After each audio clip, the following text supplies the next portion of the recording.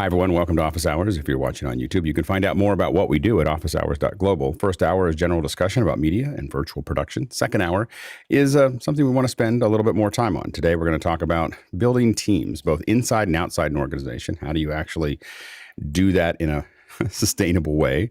So we'll talk a little bit about that. Tomorrow we'll talk about difficult rooms, a little storytelling of things, challenges that came up and what we had to do to make it work, whether it's a room or a hallway or outside. We'll talk about all of those. Motion capture on Wednesday, just a basic 101, how to understand it. We're going to be doing more motion capture in the future, and so we'll talk about how it works. Storytelling 101. So this is for Sky. So anyway, we'll talk a little bit about story structure to talk about how that works. And our good friends at Hedge, who've been on the show before, have some new product announcements. So they'll be here on Friday to talk about the new products. And then finally on Saturday, our own Erica Sandstrom is going to talk about green screen for education. So it should be a lot of fun. All right, that's what's coming up. And now I'm going to hand it off to the host for today, Liberty White. Greetings, everyone. Thank you so much for joining us here on Office Hours. If you are watching on YouTube, you might want to head over to officehours.global so that you can join our community and ask questions, because as you know, or if you don't, I'm going to let you know that you ask questions and we're here to answer. We've got an international panel with vast experience where we answer your questions. So we will dive right into it. First question, please. Thank you, Liberty. Our first question comes from Alan Scott of Fredericton, Canada. I may need to set up Discord for a local group. What are the first things I need to know? Alex?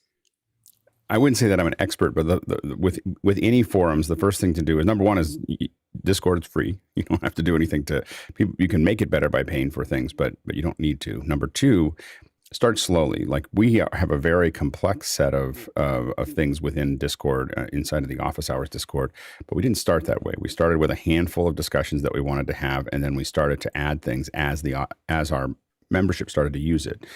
Being kind of organic and a little bit agile, I think allows you to build for what you actually are going to use, as opposed to having a lot of cavernous rooms that nobody's using. It can be a little confusing for the user. Ours is a little confusing for the user, but as you start, you want to try to keep it simple. Oh, yeah, I would underscore what Alex said about going slow, because the first Discord server I set up, I went fast, and then I made a lot of mistakes. So you set up your user roles. If you're doing this with a group, get some good moderators to help you. Study Discord first before you do a bunch of stuff, because then you won't just stumble along. And then you create channels, and under channels, there's a bunch of topics. So pay careful attention to those channels and topics. So go slow, like Alex said. yeah, I echo the moderators too, because the groups that I've been a part of, where the moderators are just able to funnel conversation, check anyone who might need to be checked, but moderators is definitely a highlight there. Alex? Yeah, and I would say that one thing that we do is that we won't really certify you unless you put a full name, and in there. A lot of people don't do that in Discord, but I think it makes a better Discord.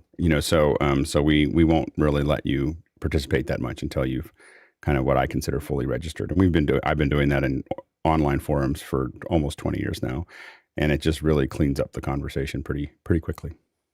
Next question.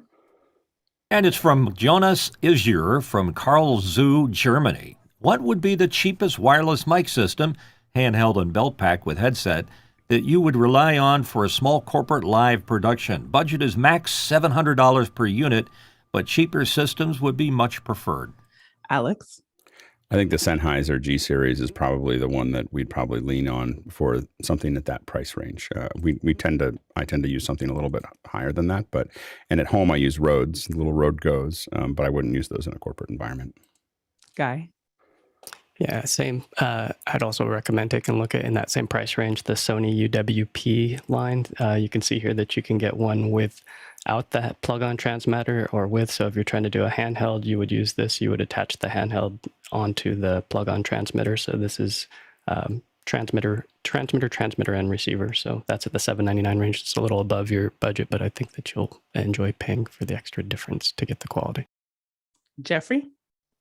And there's a company called Ceramonic that makes something very similar to what the Sony has. It has some less features like attenuation and things like that. That'll work really well on there. If you really want to go cheap, toner. I've been doing some research or some work with toner handheld microphones, wireless. It's a box and two handhelds, so there's no belt pack headset option right there. But I'm pretty sure if you do some digging, you'll find something like that in the same range. Courtney? Yeah, I was going to mention that she does say, or he does say, headset with headset, and none of those systems mentioned up to now have return audio from your computer into the headset. You'd have to have a separate transmitter and receiver for that with all of those systems, so that may double your price there. Okay, next question. Lois Richter from Davis would ask, question, what cold temperatures will harm a camera? How do you keep them safe while shipping or using in the winter, and is there a problem with heat? Bill? There is a problem, and with all sorts of things. Now, we have to talk about which level of camera you're talking about. The big shoulder-mounted professional rigs have kind of one set of standards. You get down to camcorders, they're a little different, and nowadays people are using things like iPhones and stuff like that as a camera. That's a whole different thermal profile. But the two things you want to watch for, if you're with the bigger cameras, the manufacturer will have a relatively narrow operating temperature range, and it'll say don't go below this or above this. Temperature is a key, but really humidity is almost more important than temperature. Many of us who've been shooting for a long time have had a circumstance where we get a dew warning on the camera and the camera is just unusable until it dries out. It's a really nice tip to have a hairdryer wherever you're using. And that is also critical when you're offloading your camera from a car or van and bringing it into a heated hotel room and then back out. In those circumstances, you get condensation that can knock down the camera. Again, that's on the professional line. On camcorders and things like that, they're usually a little less sensitive, but they can give you a dew warning and stop working. The phones and the things like that that are more solid state and a fixed thing really aren't as useful for that. But I just say look at your manufacturer's recommended operating temperatures and try to stay within that. Hand warmers and things like that can help if you're in a circumstance where you have to shoot and it's below spec. Mitchell? Confirming what Bill just said, it's the transition from heat to cold and cold to heat, and it mainly affects tape-based, if you still happen to have a tape-based unit. The solid-state ones aren't quite as sensitive, but like he said, too, can be dangerous. Courtney? Yeah, almost everything has been said. Electronic circuits really actually like cold. The exception of that is batteries. Batteries are going to not perform as well in the cold weather. So if you've got a battery, if you're thinking of putting a remote camera out in the trees, for example, with a motion detector on it and battery powered, bear in mind that you'll get about half the life out of your batteries if it's below freezing. And also be careful, like they said, about bringing it from the cold into a warm, humid environment or from a warm, humid environment out into the cold, because condensation will happen inside the lens, and you just have to wait for that stuff to evaporate before you can get back to shooting normally. Alex?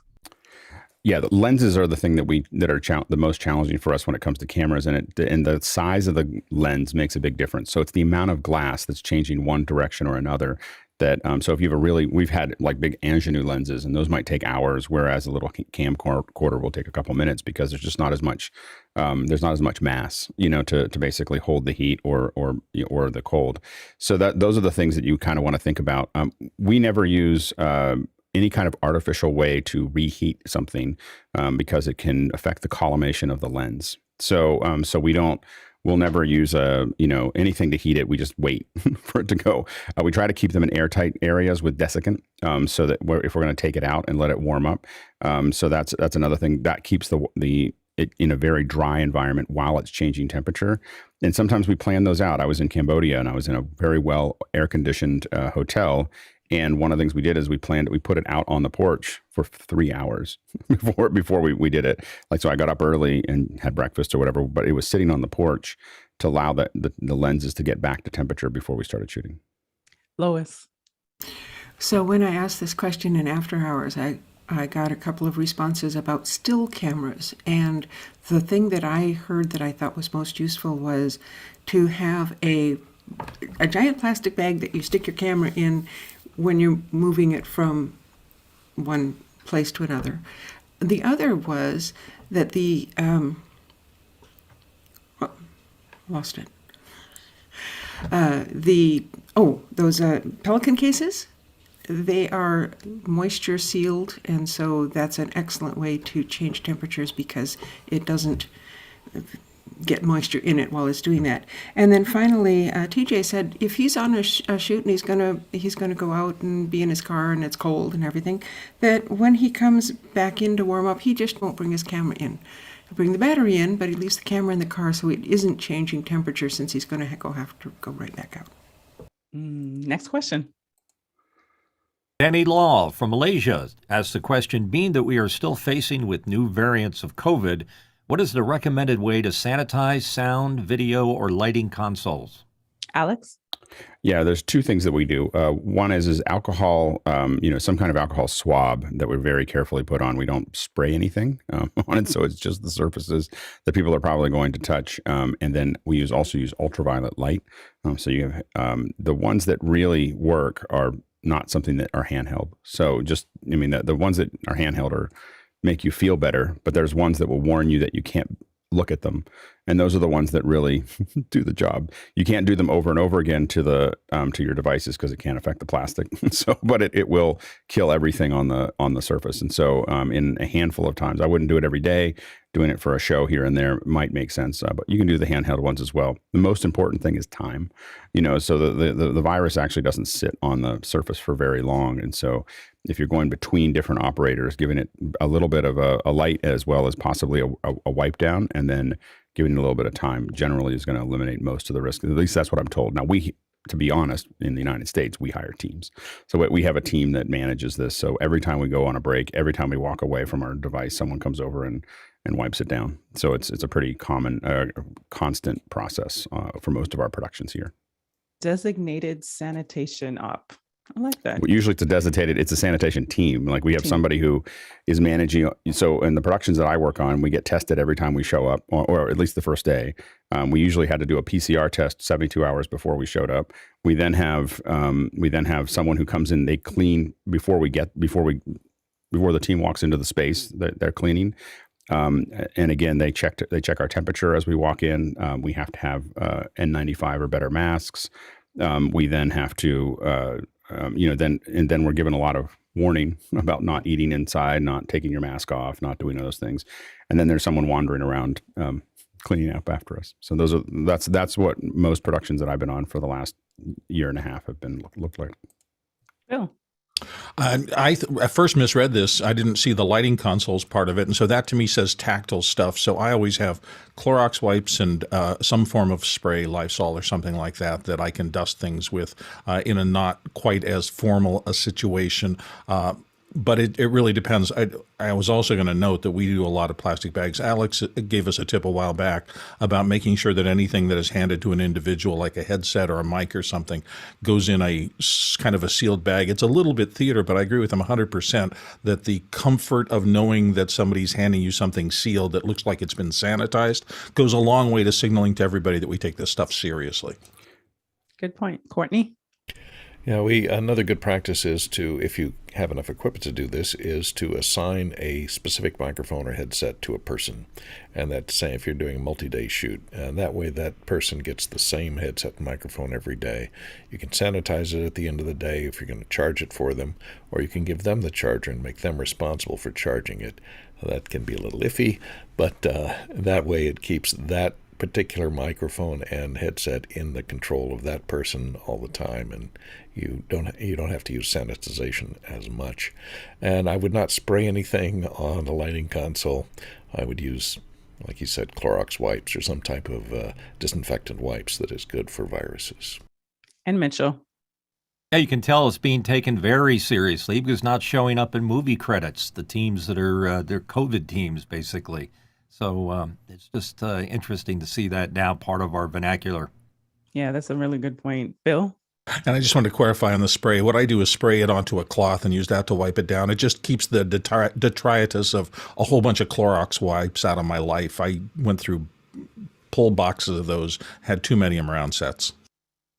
Thanks, Bill. Next question.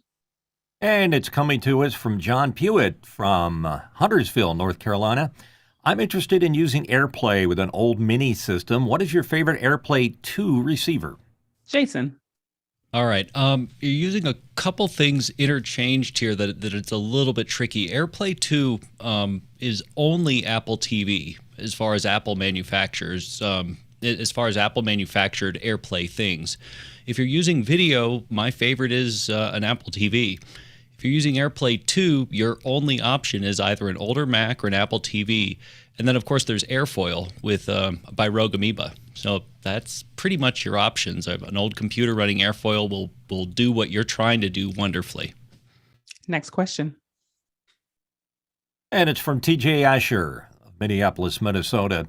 I have an important meeting with folks across the globe. As I have been pushing to get people to improve their online setups, should I wear my invisible in-ears, my Linsole in-ears, or my regular headphones in the meeting for subtle hints? Bill. I think it depends on how big a part you're playing in terms of running the meeting. If I was running the meeting, I would keep my invisible in-ears in, but I would pull them out at the beginning and explain exactly why being able to hear is so important, and particularly not having your room speakers on. If I was just a participant, I might take your advice and go with something more overt so that maybe somebody would say, why are you wearing headphones? And you would have a chance to do the same explanation. Jeffrey.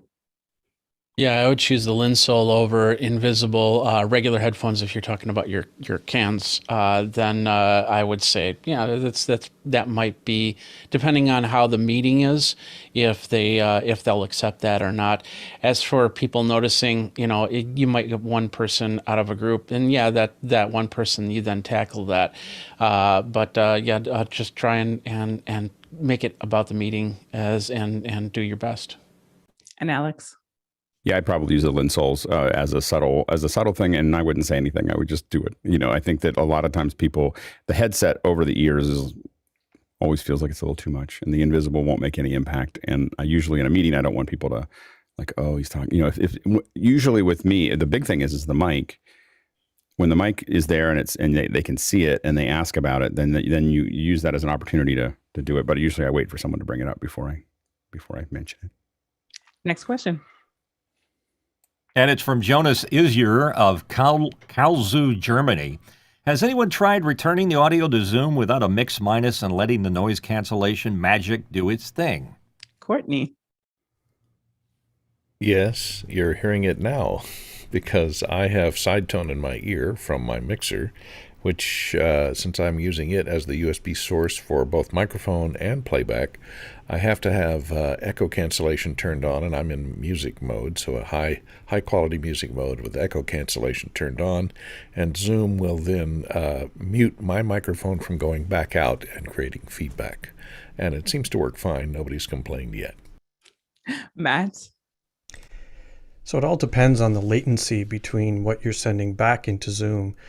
Zoom will hear what's coming back to it, and if it identifies it as being the same thing it's sending, it'll cancel it out. However, the further you get away from the source sound, at a certain point, I'm not sure exactly what that number is, but when you hit that latency moment, then it'll stop canceling. So it depends on your audio chain. If you've got if you're going through two DA converters and AD converter, then you might have an issue. And Alex. Yeah, for the most part, it works. It works 70-80% of the time. And so if your system settles like Courtney's and it's working, then it's working. The problem really is that it cannot start not working, and that becomes more problematic. And again, if you add delay, you're going to end up with that. Also, it is not full duplex, so it'll do things to everybody else as well. So when we want the highest quality event, we really require everyone to have them in, because otherwise, when one person's talking, it may push other people down. And we've had some pretty difficult experiences, with that. So we try to get everybody with headsets in because it allows for full duplex audio all the way across the board. Next question. Graphics whiz Alex 4D Goldner from London, UK wants to know tips for applying for jobs at Apple. Alex? Have a sponsor. That's my only tip. I co-sign that. Bill? Well, I get to. So I have been a part of a team for other big companies. This is not Apple specific, but I believe it works the same way. Who were doing the first time I did it was merger of banks, and HR is a funny beast in most large corporations because they are really scrutinized because it is so easy for somebody to hire a buddy and stick him in a job in a big corporation that he doesn't have to do anything. He or she doesn't really have to perform, just to kind of give them a little boost. And because of that, the environment around that team that was doing the hiring was pretty strict in terms of scoring, in terms of trying to get metrics together to evaluate candidate A over candidate B. And I say be as specific and careful as you can in filling out everything you can. Make sure that you're thinking in terms of keywords, because in these large companies, they go through thousands of applications sometime. So if you don't have a keyword like keywording, and that's what they're looking for, somebody to work on a team that deals with keywording, you might be shuffled lower in the piles against those who had those particular keywords in there. And then the last piece of advice is exactly what Alex said: know somebody. Paul? Yeah, I live in an Apple town. And, excuse me. And so the main thing is to practice and really hard for your interview and network, get a referral from somebody at Apple, and then obviously have a great resume. It's you've really got to run the gauntlet to get on at Apple in Austin. Alex?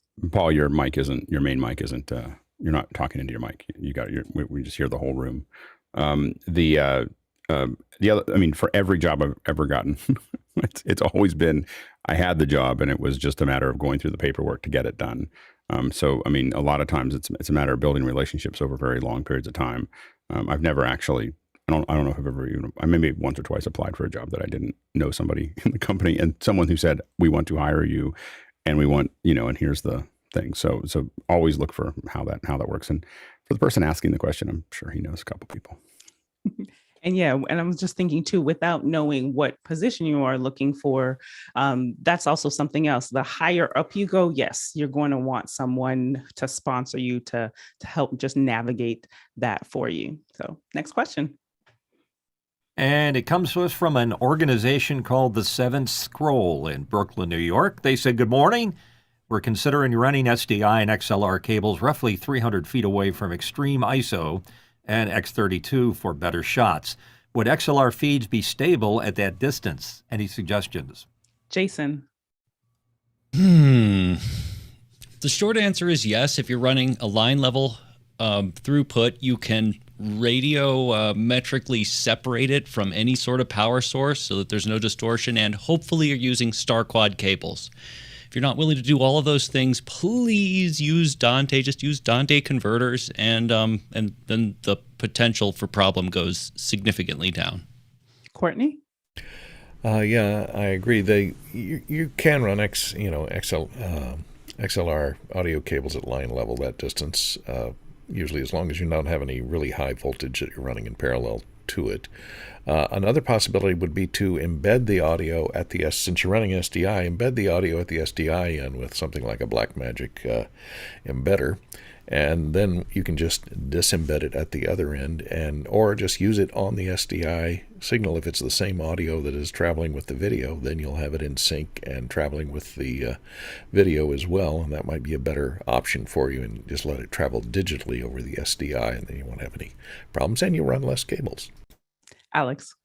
Yeah, with the Behringer, another option for running long audio is using their stage box. They have an SD8 and an SD16, and it uses their own ultra net or whatever that they call it, but it's not Dante. And you can get Dante with an X32. Obviously Dante gives you a lot more freedom because it's going to run over the network. This is really Ethernet to Ethernet. But it is another option that's less expensive, and we've used it in the past and it works great. So if you're looking for a very cost-effective way to run all those signals over Ethernet, the stage box from Behringer, the SD8 or SD16, can also be effective to move that. But I wouldn't do a whole bunch of channels on XLR that far. If you do, you want to convert it to line before you send it. So don't send mic inputs 300 feet, send them a foot, 6 feet, 10 feet, convert it to line, and then send it out. And it will be okay. But even with the best cables, we've had issues with it picking up more audio. And Guy.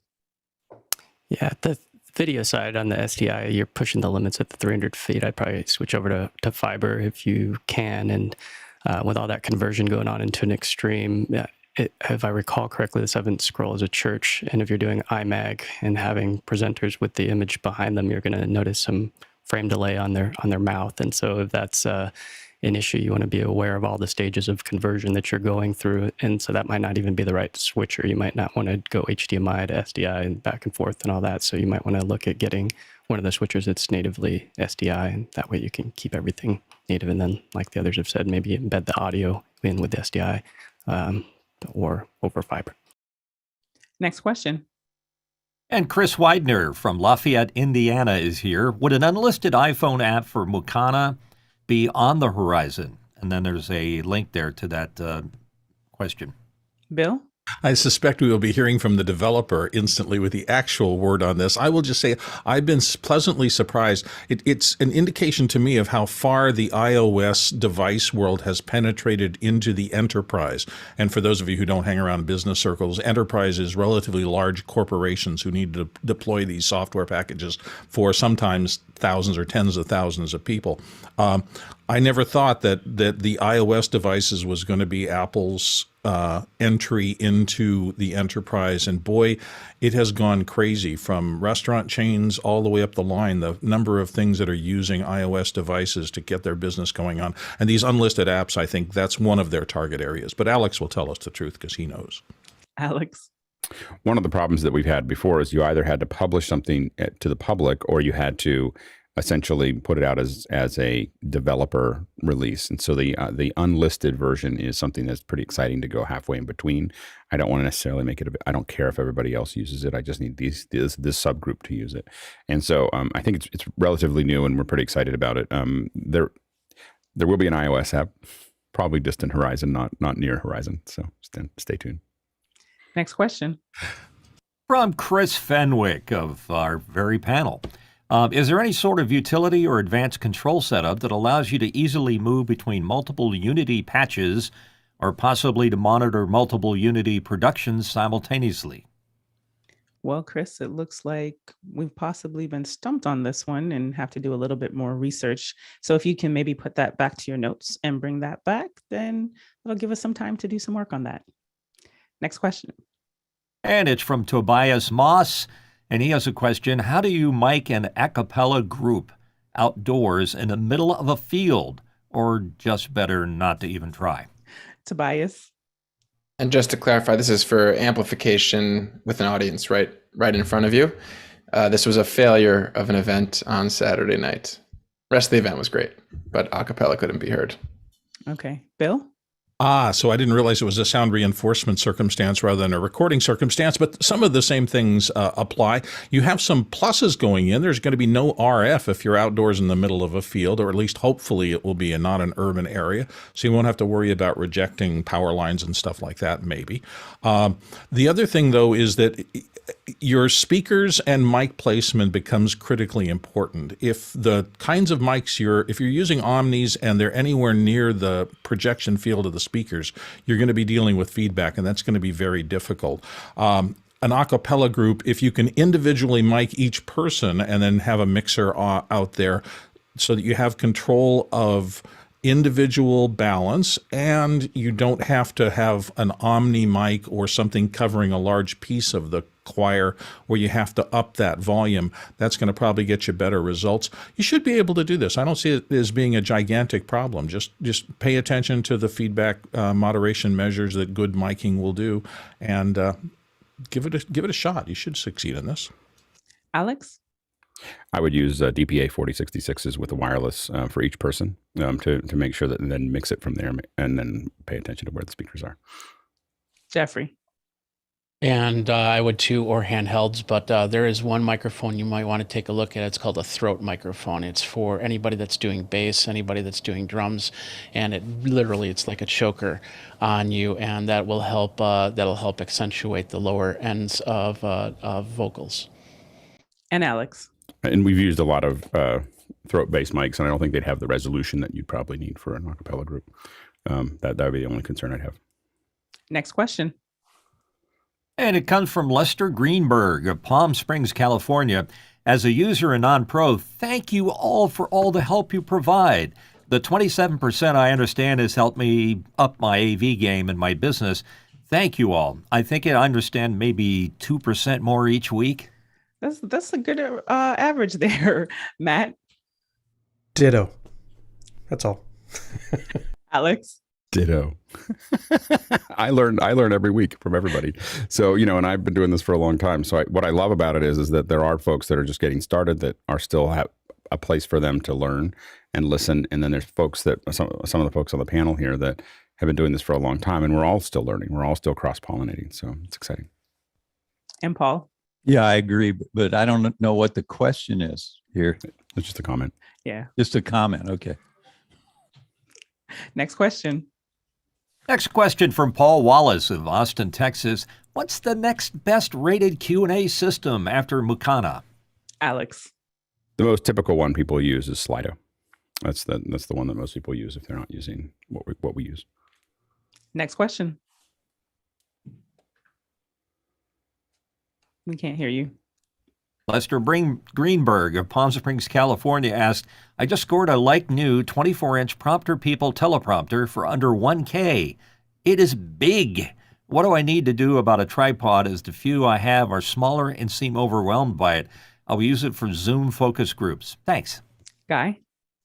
Yeah, wherever you found that for that price, I'd say go back for more. Otherwise, take a look at the Prompter People site. There is a $399 quote unquote affordable fluid head tripod that you might want to take a look at. So I'd recommend that one. Jason? What I would add to that is anytime you put a teleprompter on a tripod, it needs to be balanced. Please counterbalance or you're going to destroy any tripod no matter how beefy it is. And Courtney? Well, what we do a lot is we do what's called a roll-up configuration on teleprompters, which is we mount the teleprompter on a rolling light stand, and it's mounted steady and hard. It doesn't tilt or pan, and you just set it to the eye level of the person behind you, and then you mount the camera behind that on its own tilt out, so you can pan and tilt within the glass, and that gives you a real stable mount for the teleprompter. You don't have to worry about it collapsing on your tripod, and those light stands are pretty beefy and are used to handling up to 100 pounds or so. Bill? Yeah, so tripods come in variety of things. There's two terms that are used with them a lot. Stages, how many levels of expansion do they have? There are 2-stage tripods, 3-stage tripods. I've even seen 4-stage tripods. And also the number of individual leg sections across. You will find 2 or 3-stage tripods that only have one pole. Those aren't as robust as the ones that have multiple leg stages. The other thing to think about in terms of tripod is the bowl size. Generally, the bigger and higher payload capable and more stable tripods use a 100 millimeter bowl as opposed to the 75 millimeter bowl that comes on small ones. But don't let that scare you off. If you find a good deal on a 75 millimeter bowl tripod that has a couple of good leg supports and you think it's going to handle that, teleprompters by their nature aren't generally as heavy as big shoulder mount cameras, and many of these were designed for them. So I'd go out and look in the used market. Alex? So not the least expensive solution, but we've done a lot of this with it. And we like to keep the teleprompter with the camera because, especially now that you have this teleprompter, because it allows us to move around. We can put it wherever we want it. The other problem you'll have is that you want to not only move the tripod around, but you want to change its height for the person that's in front of you. And that can be very difficult if you don't have what we call a ped or a pedestal piece. The tripod that we travel with to do this is called a Sackler CF10. It's what we call a hot pod. And basically what it has is a pneumatic core that will basically allow you to move it up and down about 12 to 18 inches. And so now you can adjust it vertically. I have to admit, for years I didn't have it, and was constantly moving those legs up and down. And an ENG operator said, "Hey, how about a hot pod?" And we rented one, and then we bought 3. So it was life changing to be able to move that tripod up and down vertically. And so it is an expensive solution. It's like $3,500 just for the legs, but you can oftentimes find them on on sale. You just have to be careful because the head is very difficult at the top, and you can end up, it can, when you buy a used one, it can be damaged in the bowl, and it's really hard to fix. So just be careful of how, what your return policy is if you're buying something used in this area. But they are, I will just say, life changing. Like to be able to move, once you start being able to move it up and down, it just changes everything. Next question. Lois Richter from Davis, California. What do you do when you have upgraded your computer? Do you test all your apps before you get to work? Jason. Okay, I kind of have tiers here. So production machines that I rely on every day, machines that are tied to my business, do not get upgraded until I am completely positive that everything is working perfectly. The second tier are the ones I'm kind of messing around with or only have one bespoke purpose. For those, yes, I'll back it up with Super Duper and then do an upgrade, and it will almost certainly work. If not, I have recourse. The third tier machines are the ones that I'm putting betas on and I'm just messing around with because it doesn't really matter at all. Those are the satellite machines. So long story short, always have recourse, and more importantly, don't ever touch your primary machine unless you're positive everything that you need is going to work. Jeffrey. Yeah, my main machine, well, first of all, I do a rolling backup. So if any problems come in, I can back up to the previous version really as quick as possible. And yeah, I go through and I open up each program and I see what happens. I also do another update because sometimes some of these programs will not update unless the overall operating system updates. So I'll make sure that everything is drivers and everything is up to date. But a lot of times, yeah, I'll do a clean install, and that way I'll know for sure that everything's working perfect. Courtney. In my case, I'll have to say, do what I say, not what I do, because this morning I finished an upgrade from Windows 10 to Windows 11. It's my first time running Windows 11, and so I jumped on the panel here, first time on Windows 11, so I can't find a lot of my programs. So always test your stuff ahead of time before you go out. I did have a B-Link standing by in the wings, ready to go in case it didn't finish installing and in case any of my apps didn't seem to work. But everything seems to be working okay, except I have to figure out how to navigate the new interface. And then Paul. Yeah, I have a test machine, and Jeffrey and I were talking about this in the pre-show. There's some problems with upgrading Windows because of TPM and various other things. So I've got this test machine, and I do all my trials on that before I am going to go out and upgrade all the rest of my PCs. Bill? I so admire the people in the PC world, and I understand exactly why they do that, because the control amount that you have over there is extraordinary. I've been in the Mac world forever, and the last 10 years at least, if not more than that, I go ahead and update generally whenever Apple pushes something, unless I'm in the middle of an active hot project. Then I will hold off sometimes a week or two, sometimes a month or two if the project's big enough. But outside of active project lockdown, I go ahead and accept their updates all the time, and I have never been bitten, really, in the last year. I do have a backup of everything, so on the odd chance that something does go wrong, I could at least go back to my time machine state of the machine before there was an update. But they have been remarkably stable all the way through, and I just assign that to the fact that Apple controls everything in their ecosystem, which is really unusual for big companies. Lois. So I have a pre-tester. I have my husband, and he'll put it on his computer, and if nothing breaks on his computer, then I'll do it. Next question. And it's from Paul Wallace of Austin, Texas. Are PanelView and Mukana available for after hours, including Q&A? Alex. Yeah, they're available. People could use them if they wanted to. We won't add panelists during after hours, so they have to be already existing. They have to have been on the show to have access to the panel view. But you could use it if you wanted to. Next question. And the next question comes from this guy. First hour question in anticipation of Office Hours 2.0 premiere. Could we have a ruthless review for the opening? Alex. I think that the ruthless review has to be its own second hour, or it has to be something different because it just takes it takes a whole show to do it with enough people here. But we'll do one. We'll do one soon before we get to the piece there. Yep. Next question. We can't hear you. From Tobias Moss in Minneapolis, what tally light systems exist for noting a hot mic? Trying to avoid pre-service banter on the pulpit enter into our live stream. Alex? Tobias, can you tell us a little bit more about the situation?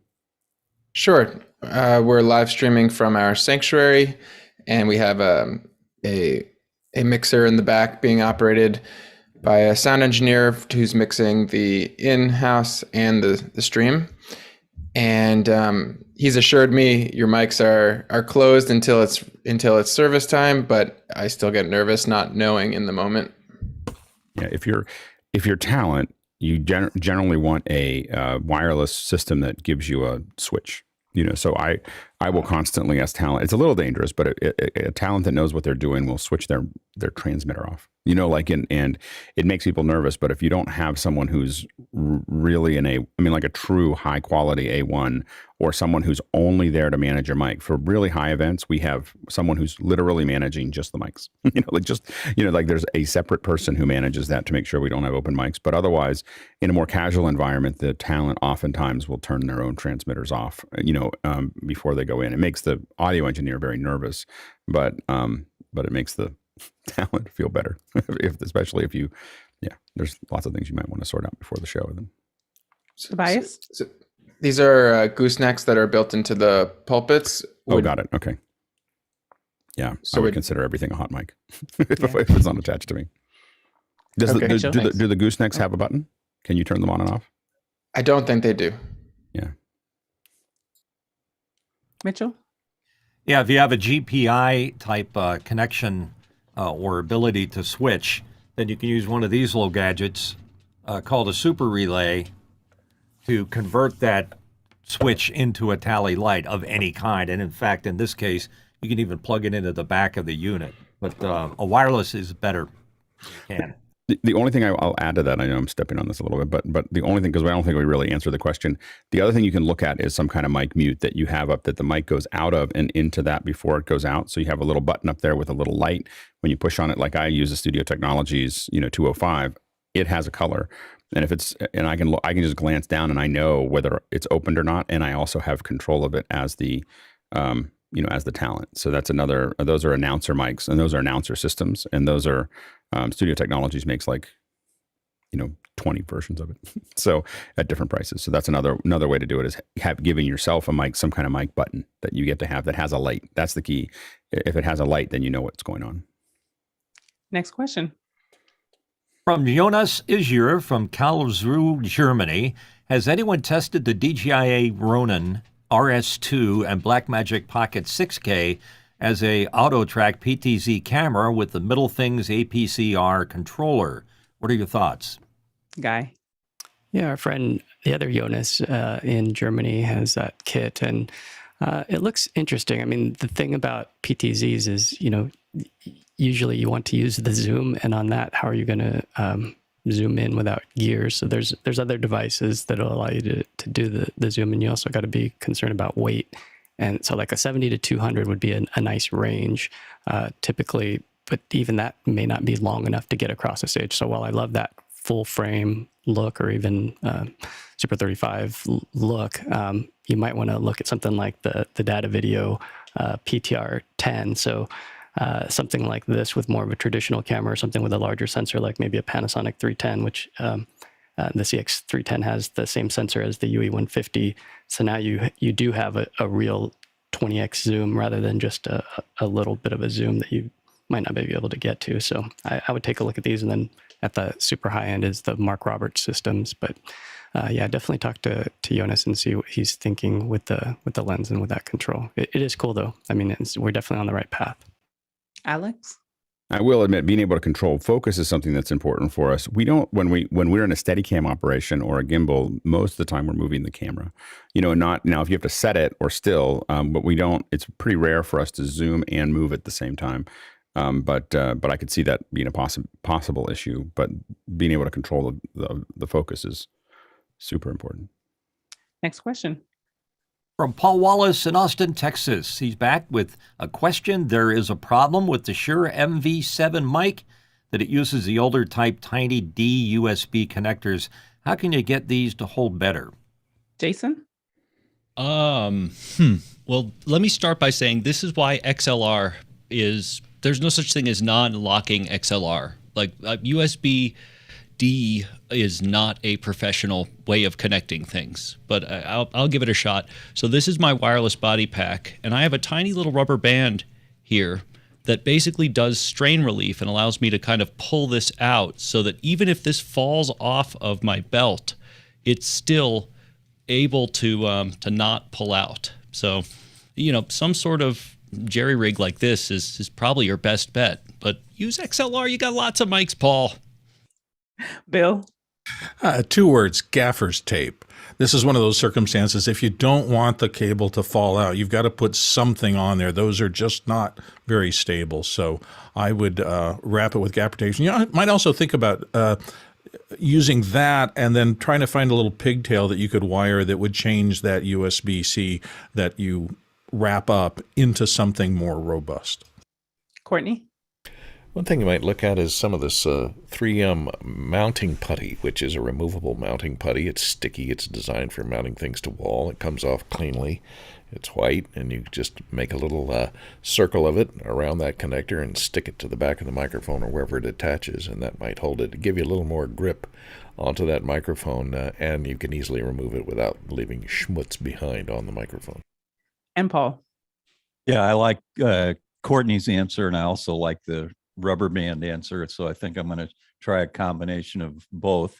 Earlier in this broadcast, Alex called me out for being on the wrong mic, and that's the reason why. It's because the little D connector kind of slipped out. So I'm going to get some of that putty, Courtney.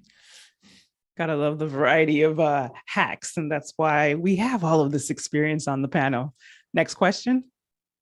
And it's from Tobias Moss from Minneapolis. Let's say you wanted to put colored lights in a number of small places, such as multiple small shelves, nooks, and crannies. What Jeffrey? options are there? Sorry. What options are there for small LED light strips or other solutions? Jeffrey? So I've been thinking about this. Of course, I've been doing my 3D print hex system back here, and there's actually one that I set up as with transparent white transparency, so I can actually put some LED lights in. I've been thinking about these strip lights, but the problem with the strip lights is they get there's you go so many lights, and then there's a break where you can actually cut the thing, and then the strip itself would be way too long. Somebody turned me on to this. These are called diffused RGB digital LED pixel lights, and the cool thing about this is I could clip those and then put clip inserts, so I could actually have those on each individual light, and then I can bring that in there, and then of course extend the cord, put in a clamp or an adapter clip into that, and then go to the next one and go to the next one. You'll have to do a little bit of figuring out how to hide the wires, but that'll work for me. I'm not sure if that'll work for what you're trying to do. Tobias? Yeah. My first solution so far is just these $1 each twinkle lights that could be kind of hidden and provide a little bit of light, and battery operated, battery replaceable. It's a okay solution. Mitchell? There's a bunch of companies out there that sell lights on Amazon, and if you open it up, it's full of all of the pieces that you need, LED strips, the power supply, the remote control. And this is only about 3 feet long, so you can get various sizes, shapes, and types. RGB versus RGBW, they're all out there. Okay, and Bill? I have a whole bunch of them behind me in my overhead shot. Whoops. Let's see. That's this shot. Oh, wait. Now let's just go back to here. My shelf back here has a lot of individual little pin spots. I use these guys. These are little tiny pin spots. They're cheap. They're $10 a piece. The only thing I had to do was you can put gel over them to color them, which I have, and also little diffusion gel, because these actually are little hard edge spotlights that throw a very narrow beam. The other thing I've used is strip lights, which are, let me get out of that, strip lights, which are long LED arrays. They have them now in color, and they're the same thing. They're about 10 or 15 bucks a piece. They're marketed under shelf lights. The only thing you can't do with them is dim them. You can dim them, and they dim just fine, but if you're dimming them and you have a video shot, they will flicker very badly. So they all have to be up at 100%. Then I just use neutral density gel to knock them down if I don't like the light level. Tobias? Next question. And it is from Tobias from Minneapolis. When a Facebook ad reaches far below the advertised estimated reach, is there any recourse? More realistically, does Facebook provide any insights for why it was so? Alex?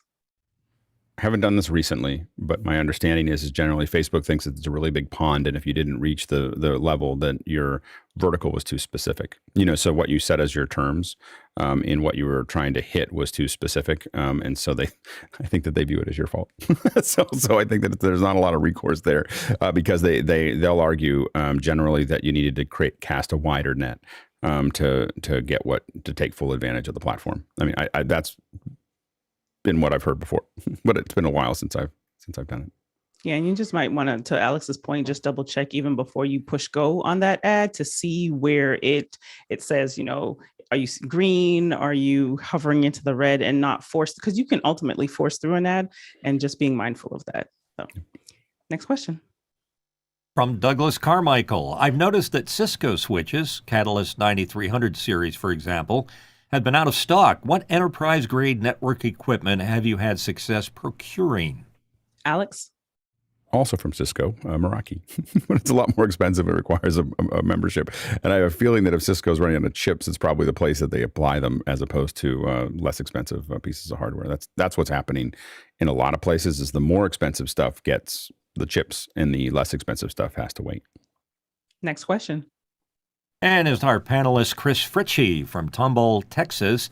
When you need to get documents and manuals translated into other languages, such as Russian, who do you use for that? I didn't have my name up, my thing. The one that we've used in the past, I believe, is GTS translation is the one that we've used for those. And the main thing is that especially if you're doing technical documents, you have to have somebody in your company that speaks that language to look at it. So have a translation service do it, but someone has to look at it technically and make sure that it makes sense. But GTS, I believe, is the one that we've used in the past. And Chris, I'll send you a message or I'll put it in the chat. I don't have it up right now, but there's a company that we've used for that as well. So that'll be helpful. Next question. We can't hear you. It's from Dirk Brewer from Guatemala. What has been the worst incident where your own equipment has been damaged? Guy.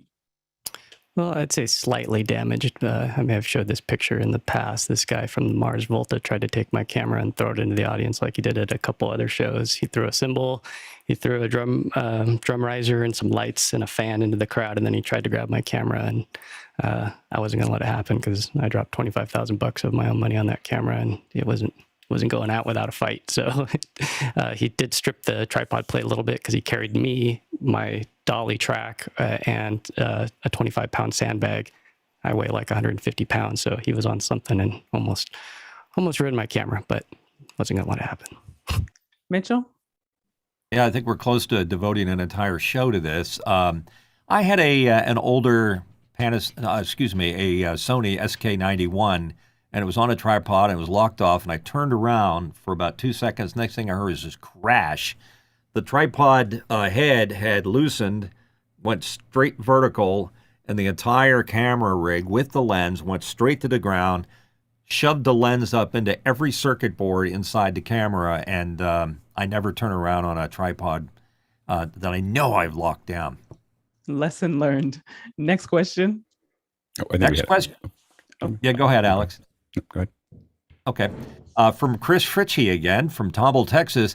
I'm looking at getting a Sony A7R4. Is the camera worth it, and why? Alex? I think it is. The big thing that we're going to rent one for this. We were talking about this in the other thing. I started experimenting with this. This is in my. There's a Millennium Falcon sitting in my in our hallway. That's pretty high resolution. You can see this is like a test. I just did this with my iPhone, and so we're going to get an A7R4. We're going to rent one to do a higher resolution version of this. And the reason that it is worth it is because of the resolution, 60 megapixels. So I think that's what we're looking at, and being able. And it also has this way to do 240 megapixels by slightly, moving the sensor, I believe. And so so there's a couple different ways of getting some really high resolution images from it. Jason? It's a wonderful camera. Assuming you have the glass and are familiar with the way that Sony glass is different from like, Canon glass, for example, that they do behave a little bit differently. Next question. And it's from our very own Liberty White. And she asked, wait a minute, that's you, Liberty. She asked, Lois, spring is around the corner. What updates can you share about your bird watching show? Okay, so birding with Lois is a go. We're gonna do it. Our update is that the expectation for our first publicized thing is the 7th of April. Before that, every Thursday evening we are doing tests programs to try everything out. And if anybody wants to join us, just give us a message. birdingwithlois@gmail.com is the website, the email.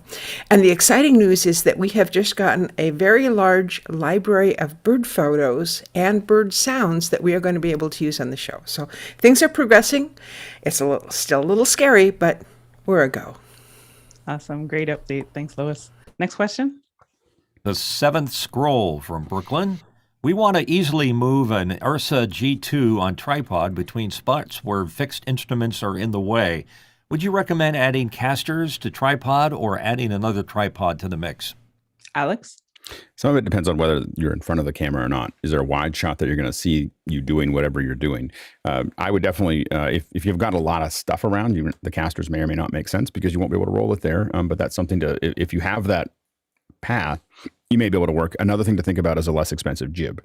A jib will let you be over something or looking at something and then just simply swing over and get what you need somewhere else. But of course, it may be in the shot at that point. But with a longer lens, you can have the jib up a little higher. It can get into close to where it needs to be. So it just depends on, you'd have to probably give us more information about what might get in the way. But those jibs can start at a good jib that will actually work starts at $2,000 or $3,000. Next question. JJ McKenna from Santa Venetia, California. What is a low-budget workflow for converting audio from microcassettes to digital format? Alex? There's usually the microcassette recorders. The playout has a smaller jack to it. It's not the 1/8 inch. It's the 3/32 inch or whatever that is. That's there 2/32. Anyway, something like that. So it's a smaller one. You need that adapter. So it's a male to male of that adapter to play out of the device, and then you can go into something like an aux in inside of a mix pre or something like that, and just hit record and play it all out. All right. And next question. And it comes I think to that's a it. building teams. I think that's a building So, teams one. yeah, the one after. in. Jonas. That Yes. would be the next question. Jonas Dottel of Stuttgart asks, are we doing a second ear experience for the Super Bowl? We should. We really should. Yeah. So So we should do a graphics. I think that would be a lot of fun. So probably for the folks that don't have teams in the Super Bowl, which is most of us, I think. So I think it'd be a lot of fun for us to play, but we would just talk about the graphics. Like it would be a second year. We won't talk about because it'll be great graphics. So absolutely no football talk on the Super Bowl. We'll just talk about the second year experience. That's all graphics and all commercials would be so much fun. We will do that. So just think about that. For those of you who are really big football fans, don't come to this. Because we'll schedule it ahead of time. We're going to put it in a breakout room or something, so you don't have to listen to it in the main room because people won't. But this is not for football fans. This is for people who want to talk about the motion graphics. So And the marketing, yes, and the marketing and and advertising. the ads and everything else. So that's all we're gonna do. All right. All right. Well, switching gears now to our second hour, and I'll hand it over to you, Alex. Yeah, so I think that this has been kind of bouncing around a little bit over the last couple of days, and it seemed like it'd be fun to have the discussion about really building teams and cross-pollinating and building those. I used a quote that I love from I don't know where it came from, but I'm sure someone just made it up. But a CTO, they're building training programs, and a CTO is in a meeting with the CEO, and they say, "What if we train all these people and they leave?" And the CEO responds, "What if we don't and they stay?" And so like you have to figure out. A lot of times there's this pull back and forth between how much you teach other people, how much you train your teams, how much how do you build teams, and how do you build that knowledge without putting yourself at risk. And so it's something that we've dealt with a lot, or I've dealt with a lot of, having to be careful about what you teach, but also how do you build those teams, and so how do you make sure that the people that are coming in are successful. And I think that for me, office hours is one way that we do this, or one way that I do it is that I try to find a large community, and I personally. And there are definitely things I can't talk about because of what I work on, but I personally try to inject as much of my knowledge into the community as possible, so that because that's me investing in everyone, and I think like a farmer, like I'm going to put a seed in here of something, and then we're going to keep on pouring water on it, and then there'll be other things. When I've talked about it before, is that when I save something to notes, it'll still be there when I come back. When I save it to the community, it will be bigger and better when I come back. And so a lot of times it saves us a lot of trouble as we start to build those things out. I mean, I was thinking about one of the discussions that we had earlier this week about, whether we should go into breakout rooms and everything else. And one of the things that I really thought about there was that not only we want to share as much of that knowledge as possible, it actually kind of shorts the expert, because the expert can, build their reputation inside the group by showing how much they know, and helping someone in front of everyone shows them, what they're willing to share, as well as establishing themselves as experts within that organization. And that helps them build teams, so by sharing your knowledge and your expertise and helping other people around you, you're able to, it really gives you an opportunity to build that team, build that connection. People now know who you are and know what you know. And when you help folks, the final thing I'll say is I think about trying to help people at all different levels. When people are ahead of me, I try to think about how do I help them achieve their vision? Like how do I, they're doing something that's bigger and better than me. How do I help them move forward? Because they're going to appreciate that, because they need it. My peers, of course, you help and you're trading notes back and forth. And people who are a little behind where you are, they don't always stay there. So the key is when you invest in them, invest knowledge and so on and so forth into them. As you build those teams, you end up with a lot of people that are you're connected to, especially when you can do it without a return. This is one of the things that I talk a lot about. You're not trying to, when you create quid pro quo, you close what you want when you're dealing with folks around you. I don't know, when you're working with people around you and you want to build something, when you say, my little thing is broken. My switcher restarted. Anyway, you have a circle and you want to keep that circle open, not closed. So when you say, I will do this for you and you'll pay me, that's a closed circle. If you produce way more than they paid you for, that's an open circle, because they want to come back, and if you're giving freely, you're creating lots of open circles. So those are the things that I use. And I know that that's not a specific technical thing about how to build teams, but that's how I've built teams for the last 30 years. And to your point, Alex, of just like even looking at the generations coming behind us, you've got Gen Z and the millennials who overall they're looking at they've got their own visions. So when they come into your organization or into your company, they've already have like this 10-year, 20-year plan of what they want to do. So by investing into some of the things that they want to accomplish, that'll help them to thrive more, because that's the generation that they're just reports of they are quick to leave and move, and go elsewhere.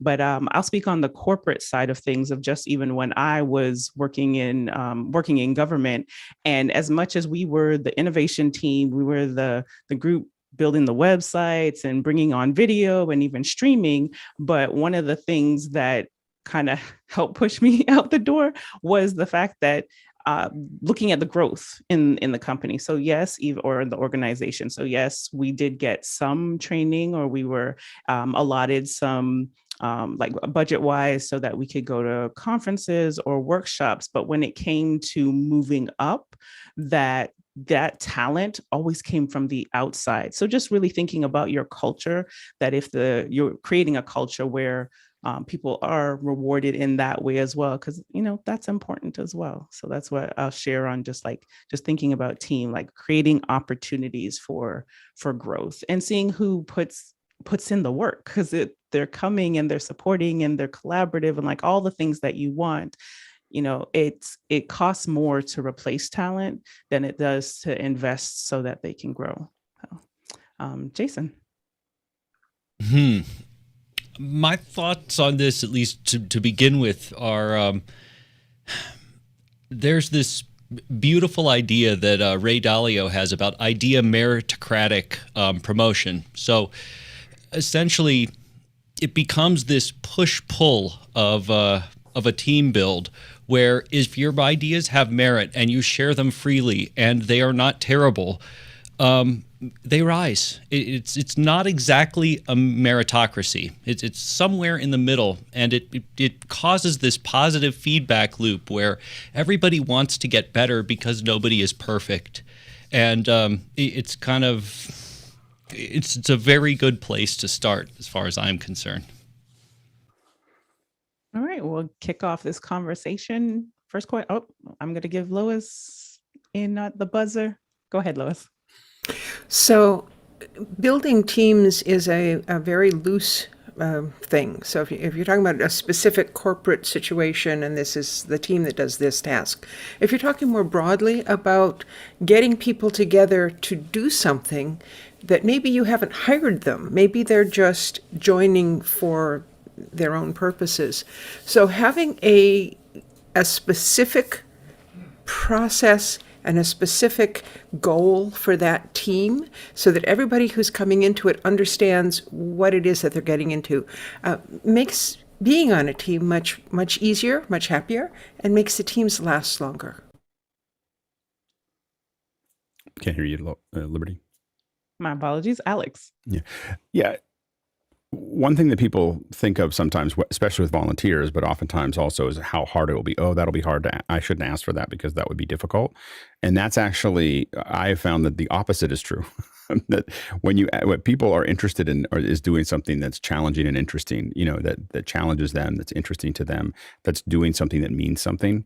And so especially with volunteers, one of the big things is I usually am playing a bigger game. Like I'm not, I've been working with as managing volunteers for 30 years. And I am exacting, but not mean, most of the time. So anyway, but I do the best I can to be, like we're pushing for something and we're pushing. You look at what we've done here as a group, we've all pushed each other to sound better and look better and everything else. And that makes it more fun. It makes it more fun because what people love to do is they love to be good at something. And so, they love to be good at something. They love to make a difference. They love to be useful. They love to be connected. And so finding ways, whether you're paying them or not paying them or anything else, that they can get those things, that's a very attractive thing for people to be part of. All right, next question. Our first question in this group is from George Butters in Halifax, Nova Scotia. He says, how do you deal with a team that you've inherited and which comes with some built-in problem members? Bill? So, I've been around the corporate culture for a long time, and to me, this is an interesting thing because this defines you are the team leader. Leadership is maximizing the contribution of others. In fact, I had a CEO once define leadership to me as achieving results through the efforts of others.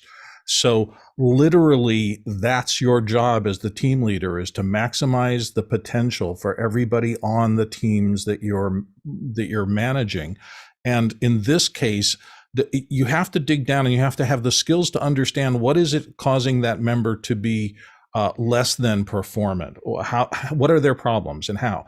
And it's a delicate balance because you can't dig too deeply into things, and you certainly can't bring down the team by spending all your time trying to bring up the one square peg that's just not going to fit into the round hole. But if you can manage to take a low performer team member and bring him or her up to where they're a high performing team member, that is one of the most powerful things as a manager that gets out about you. You know, we have some problem people, we send them over to Janie, and Janie makes them better. Who do you think's going to get that next big gig?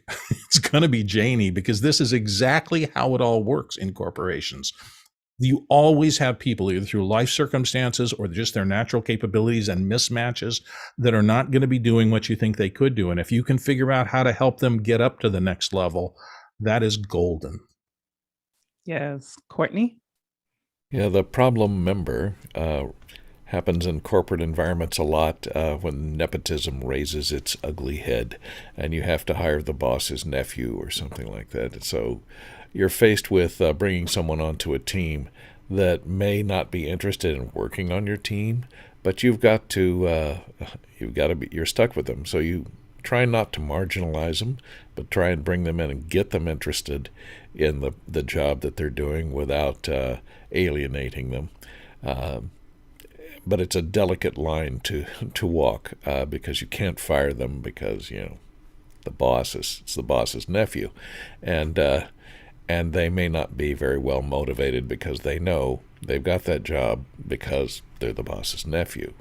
So you just have to give them, assign them some things to do and get them interested in doing them. Alex? Oftentimes the folks that are the most problematic didn't start that way. They came into the organization the most excited. And so when someone comes in and they're really excited, you have to figure out how you keep on throwing kindling and wood, you know, into their space and continuing to allow it to grow, because they can become incredible members of it. But sometimes what happens is they aren't able to do what they thought that they were going to be able to do. They get disillusioned, and they're the worst because they're usually high performers. They're just now going the other direction. And so, you know, what you have to figure out is, you know, hearing them, you know, like what is missing, what is, you know, for, you know, what do they think we should be doing? Not necessarily that you're going to do that, but you need to, you know, figure it out and see if you can turn that energy in a more positive direction for the team. That's a really good point. That just even when you look at that and see that, okay, what it kind of speaks to, and I'm sorry, I'm merging both what you said and Bill, and just like from a management perspective and like our responsibility to help keep that flame going. And then at the same time, there are some times where it's like, okay, it's really not a fit for them anymore. Things have changed, people change, and then just taking it from there. So next question. Danny Law in Malaysia is up next. He says, how crucial is it for the volunteers to understand the expectations from each person's role, from the on start or later after the team gels together? Matt. So I don't think there's a huge difference between volunteers or an employee. I think it's super important that everybody understands their role in whatever project you're working on. I think when it comes to the feedback that you're giving, that's where it changes. And if somebody's a volunteer, I think you have to go a little bit easier on the negative criticism. Whereas if they're an employee, I think all bets are off. But as a volunteer myself in many different organizations, including this one, I welcome any feedback that I can get. Like negative, positive, whatever I can get, because the main reason you're there is to help, right? So if you're wanting to do better at what you're doing, then the best way to do that is to get that criticism back. So I think that's the main differences on the criticism side. Alex? Yeah, I think that it is important for people to know what they need to do at that moment. But I think that overall, you don't want people stepping on what other people are accountable for, because then that person can't be accountable for it if someone else is doing it for them. And that means that it's just hard for them. Someone's doing something now that isn't part of their role. So it's important to have those general ideas, but I think it's also important for the team to understand that our overall goal is to get the job done and do what's necessary to get the job done. So what you want to try to keep people from doing is going, I don't do Windows, or I don't do this. I don't, in many of the teams that, and that comes from the top down. So one thing that I have always done is I always take the trash out, no matter whether I own the company or not. You'd always see me taking the trash out. I did that on purpose. I did it very specifically, that I would take the trash out, because it showed everybody around me that nothing was below what I needed to, what I'm available to do, to get the job done. So it's just something to think about. And it's never too late to level set. Like if you see some things or see the overlap, to just have that sync session, so that folks can get back into whatever role that they need to be. Next question. George Butters, Halifax, Nova Scotia. How important is diversity in your team building efforts? This could include diversity of skills, diversity of backgrounds, diversity of age, diversity of styles. Alex? It's critical. It's critical to have a lot of different views of how this stuff goes. If everyone's going down the same path, it's very hard to innovate. So having people with different backgrounds and different views of how that stuff works. Now, that said, usually what you try to find inside of that team is a gel between all of those things. So you have a bunch of diverse people coming in to work on a team, but you have to then find a unified solution, for that process. And sorry, because I added myself late there, but yeah, definitely critical. You don't have to. You're the host. You can just say whatever you want. You don't have to say, "Oh, I didn't put my name in." You can talk between every person. You don't have to raise your hand. So I was like, "Oh wait, no." Yeah. Especially when we're working on projects where there's like, say, marketing or social media, like really looking at what the end goal for the client, and realizing, okay, for the most part, social. You've got some of the younger folks, so just like age wise, but then just also making sure that from the having someone who is recognized the importance of being on a team and can take a more leadership role there, because the way I look at it is we're trying to also mature the talent as well in just how they handle client facing projects. So for us, it's really important from an age perspective, definitely from a cultural perspective as well, but even diversity in experience, because you are looking to grow your team. And Bill? Yeah, I agree with all of that.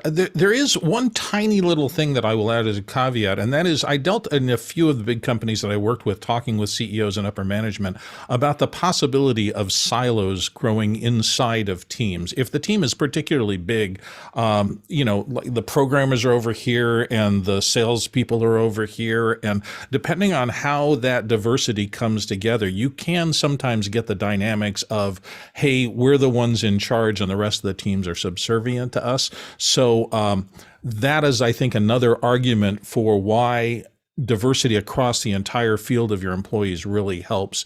If you can get some additional people with different perspectives to come in to maybe change the balance a little bit, you have less problems sometimes with those sub-silos forming in organizations, depending how big the teams are. If it's a 6-10 person team, it doesn't matter. But if you have 50 people who are working toward the same goal, I sometimes saw that to be true when I heard CEOs talking about that.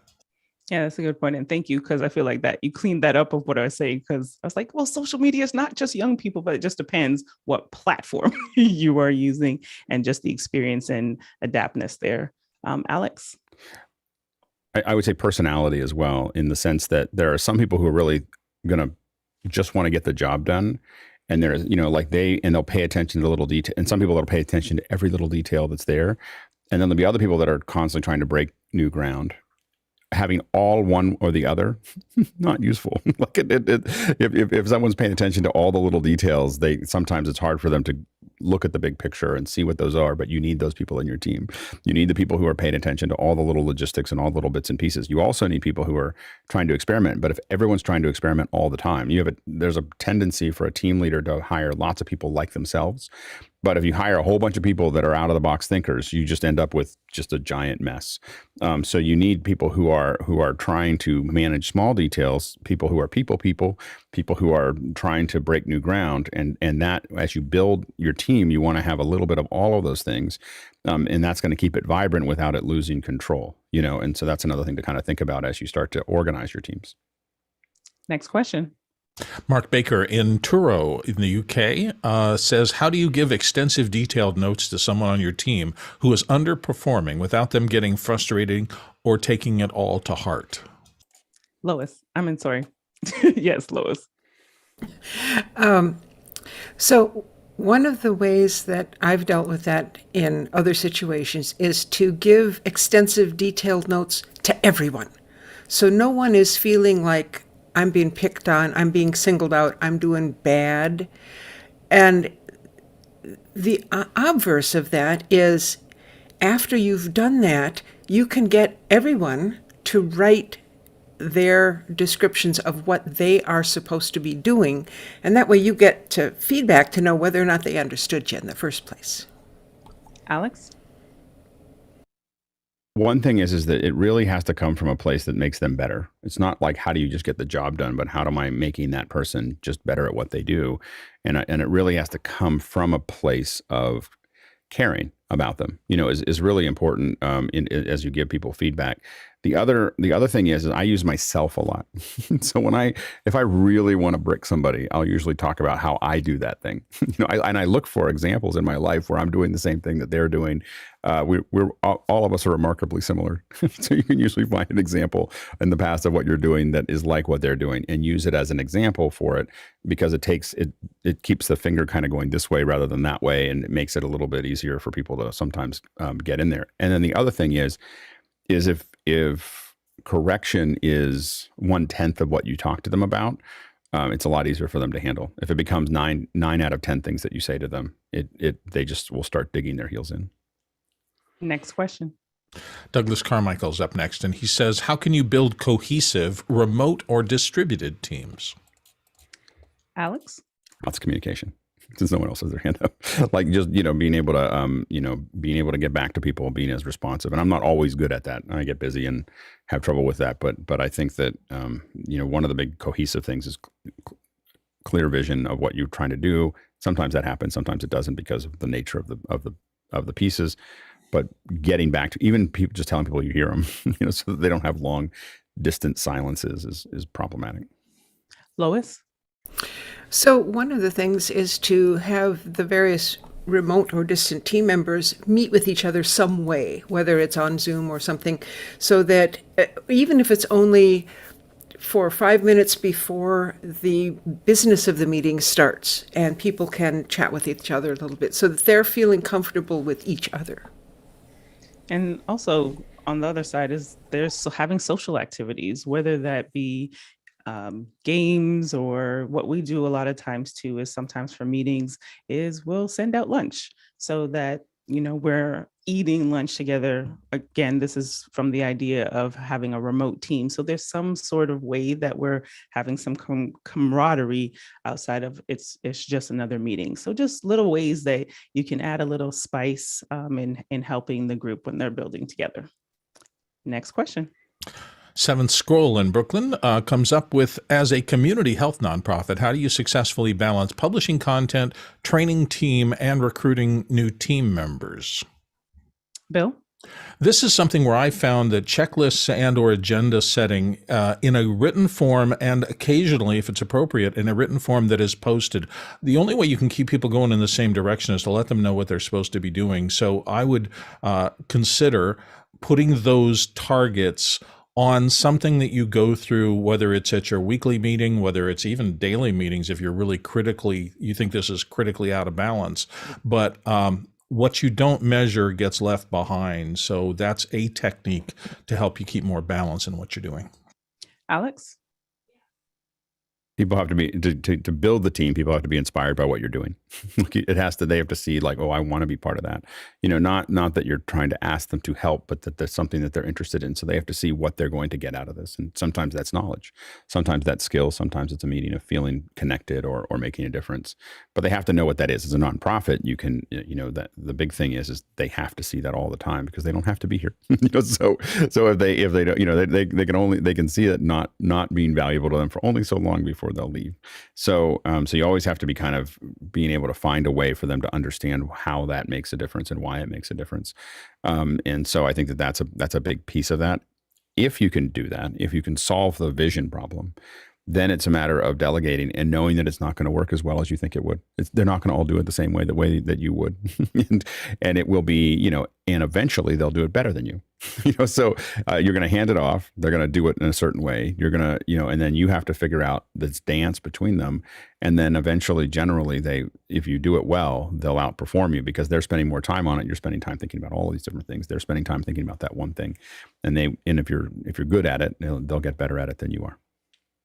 And I'm kind of reading this question also as a recruitment idea. So once you've gone through all the steps that that Bill and Alex have shared of just casting the vision and culture-wise, is even connecting with possibly schools where there's a pipeline or creating some kind of program or experience that will do a couple of things. One, it'll help you to bringing others into the organization, not necessarily for a long term, but if it's project-based, that you can get feedback from them in order to help optimize how you're doing things in-house.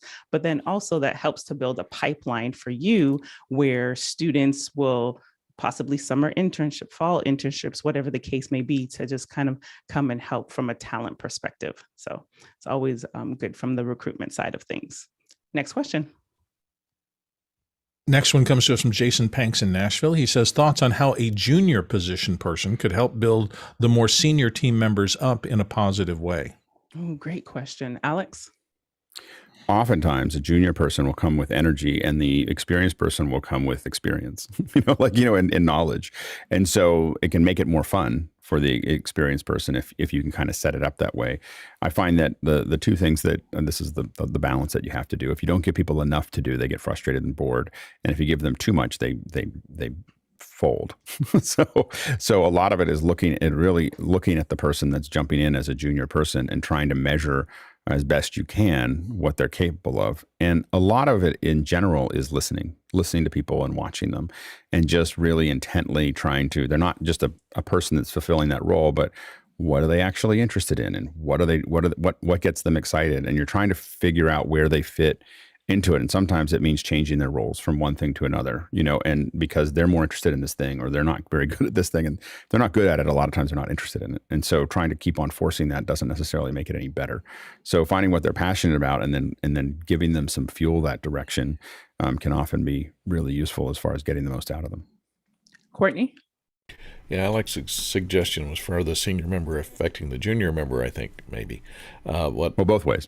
Okay. Well, if you're a junior member, I would say volunteer to do some of the more menial work that the senior member is doing now, and so it alleviates some of their busy work that they have to, the drudgery work that they have to do, and don't take credit for it. That's the important thing. Don't let the people above the senior member know that you're doing most of the work, because that will put you in good sights of the person immediately to your senior. However, it is not going to help you in your plan for advancement, but it will put you in the good graces of the person you're working directly under. Bill? I would also say just notice what your senior people are doing well, and when you can honestly say something positive about that with energy, it's a good thing. I agree wholeheartedly with what Alex said originally. Your energy is one of the things you bring to the organization, so display that. And if you can come up with, I thought that STAR initiative was going to go in the wrong direction, but it's really helped, so thank you for bringing that to us. A little honest compliment in any direction always makes people feel like what they're doing is making a difference. So don't hesitate to do that. Yeah, and Jason, just again, looking at the question to make sure that I'm even understanding this correctly, someone who's in a junior role who has more senior members around the team, is that what you're asking of how to build them up? Just feel free to share that in the comments so that we can make sure we get this. Alex? So to be part of a team, the thing that I spend the most time doing, the only thing I try to take credit for is blame. I know that sounds crazy. And that when you take the blame for the person above you, they really like to have you on the team. And when you take the blame for the person below you, they really like to be on your team. And then when you hand off the achievements to the person above you, they really like to have you on your team. And when you hand off the achievements of the person below you, they really like to have you on the team. and the thing is, and when you take blame for things that aren't working, you are taking responsibility and actually absorbing authority. You know, like you're actually pulling it in and going, I know how I could have fixed that. You know, and what was really interesting is someone at a big company noticed that in Pixel Core, when people would do this, there'd be this whole, like, if they were in an internal conversation and all of us took blame. Like all of us were like, oh no, that was me. I could have done this and I could have done this and I could have done this. And everyone was looking at how they did. Now that from a manager's perspective, you have to build something that's safe for people to do that. Like you're not going to come to, and I will say flat out, I was not good at this when I started. Like I was really good at throwing blame around. And I learned that keeping the blame for myself, you know, and pushing out the achievements to other people made the whole system work a lot better. And it's completely you know, the opposite of what a lot of people tend to want to do in an organization, but it tends to work because then people, they know also when you do something wrong, it's like claiming something. When you claim something wrong, when you don't claim it, you probably weren't connected to that, you know, and they don't feel like you're trying to just defend yourself or hide things, you know, from the system. And Jason just updated and shared, yes. So if you were a junior person, and how can you then encourage or support your senior members in a more positive way? So just for the upcoming answers, Courtney. Yeah, I'd like to agree with Alex's accepting blame. And in fact, I've always proposed that there be a union position, a Scapegoats Anonymous number, you know, local 605, whose only job is to accept blame.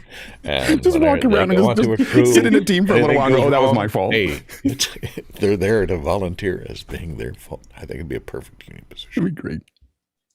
Chris? I think one of the things that I've always looked at in terms of like the dynamics between leaders and, for lack of a better word, I'll just call subordinates, but I don't necessarily mean that. But there's a hierarchy. The military is... What's that? Supporting cast. Okay. The military is really good at this. The police are good at this. Live television crews are very good at this. Starfleet Academy, very good at this. I will say this only halfway as a joke because I think this Twitter account is meant to be spoofy and fun. And I'm constantly amazed at how like on point some of the advice is. There's a Twitter account called Picard Tips. I highly recommend following it. They're written as though Jean-Luc Picard actually did say them, but in terms of how to manage a crew, they're really good. I think it's trying to be funny, but it's more on point than the guy I think even realizes.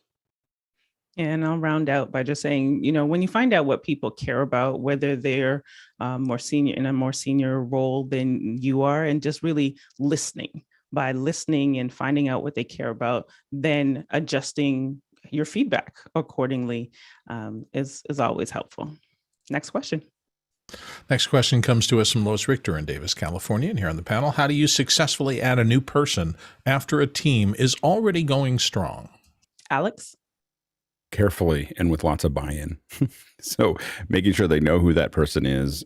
Oftentimes you'll have all of them when we hired folks, a whole bunch of us that had to deal with that person would all get in and have an interview with them and talk to them and make sure that we were all in. If anybody thought that person didn't fit in, that was it. Like there was never any time we would add a person that folks in our producer room thought that, I don't think I can work with that person, then it was over. Like it was just like, you know, like it has to be a unanimous decision. Then it's all our fault if it doesn't turn out. But it also just meant that we were all excited about that person, and those people are out there. It's just a matter of you know, finding them. Guy?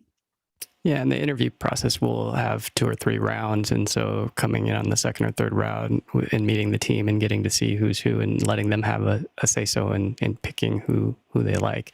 The other thing is we call it roles, goals, and KPIs. So what's the role, what are the goals, and what are the key performance indicators for that? And so that way you can make sure it's a fit. So if it's not a fit, if you have a job description, it'll look like that. And if it is a fit, it'll lock in. And so you just walk through that job description. You go, is this person capable of doing these things? And ask those questions and look at their experience and check their references and make sure that they're who they say they are. And hopefully you get a good hire. And then in the olden days, it was take them out to dinner and, you know, let the team kind of mesh together.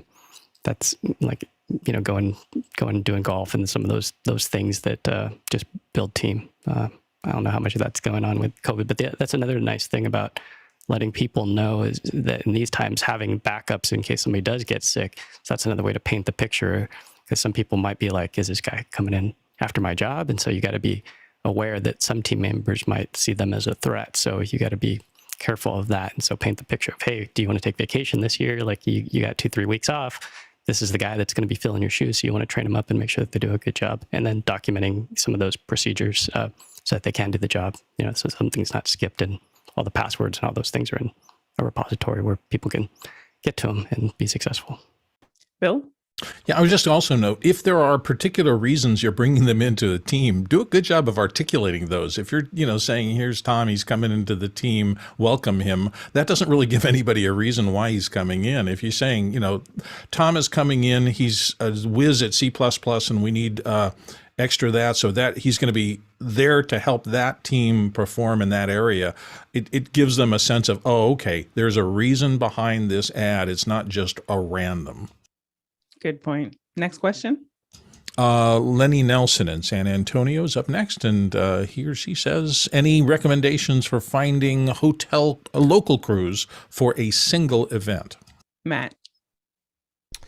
So you haven't identified whether you're looking for audiovisual or like video production crews.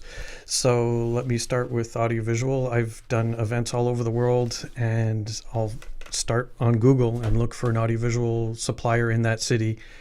I'll get a couple of quotes.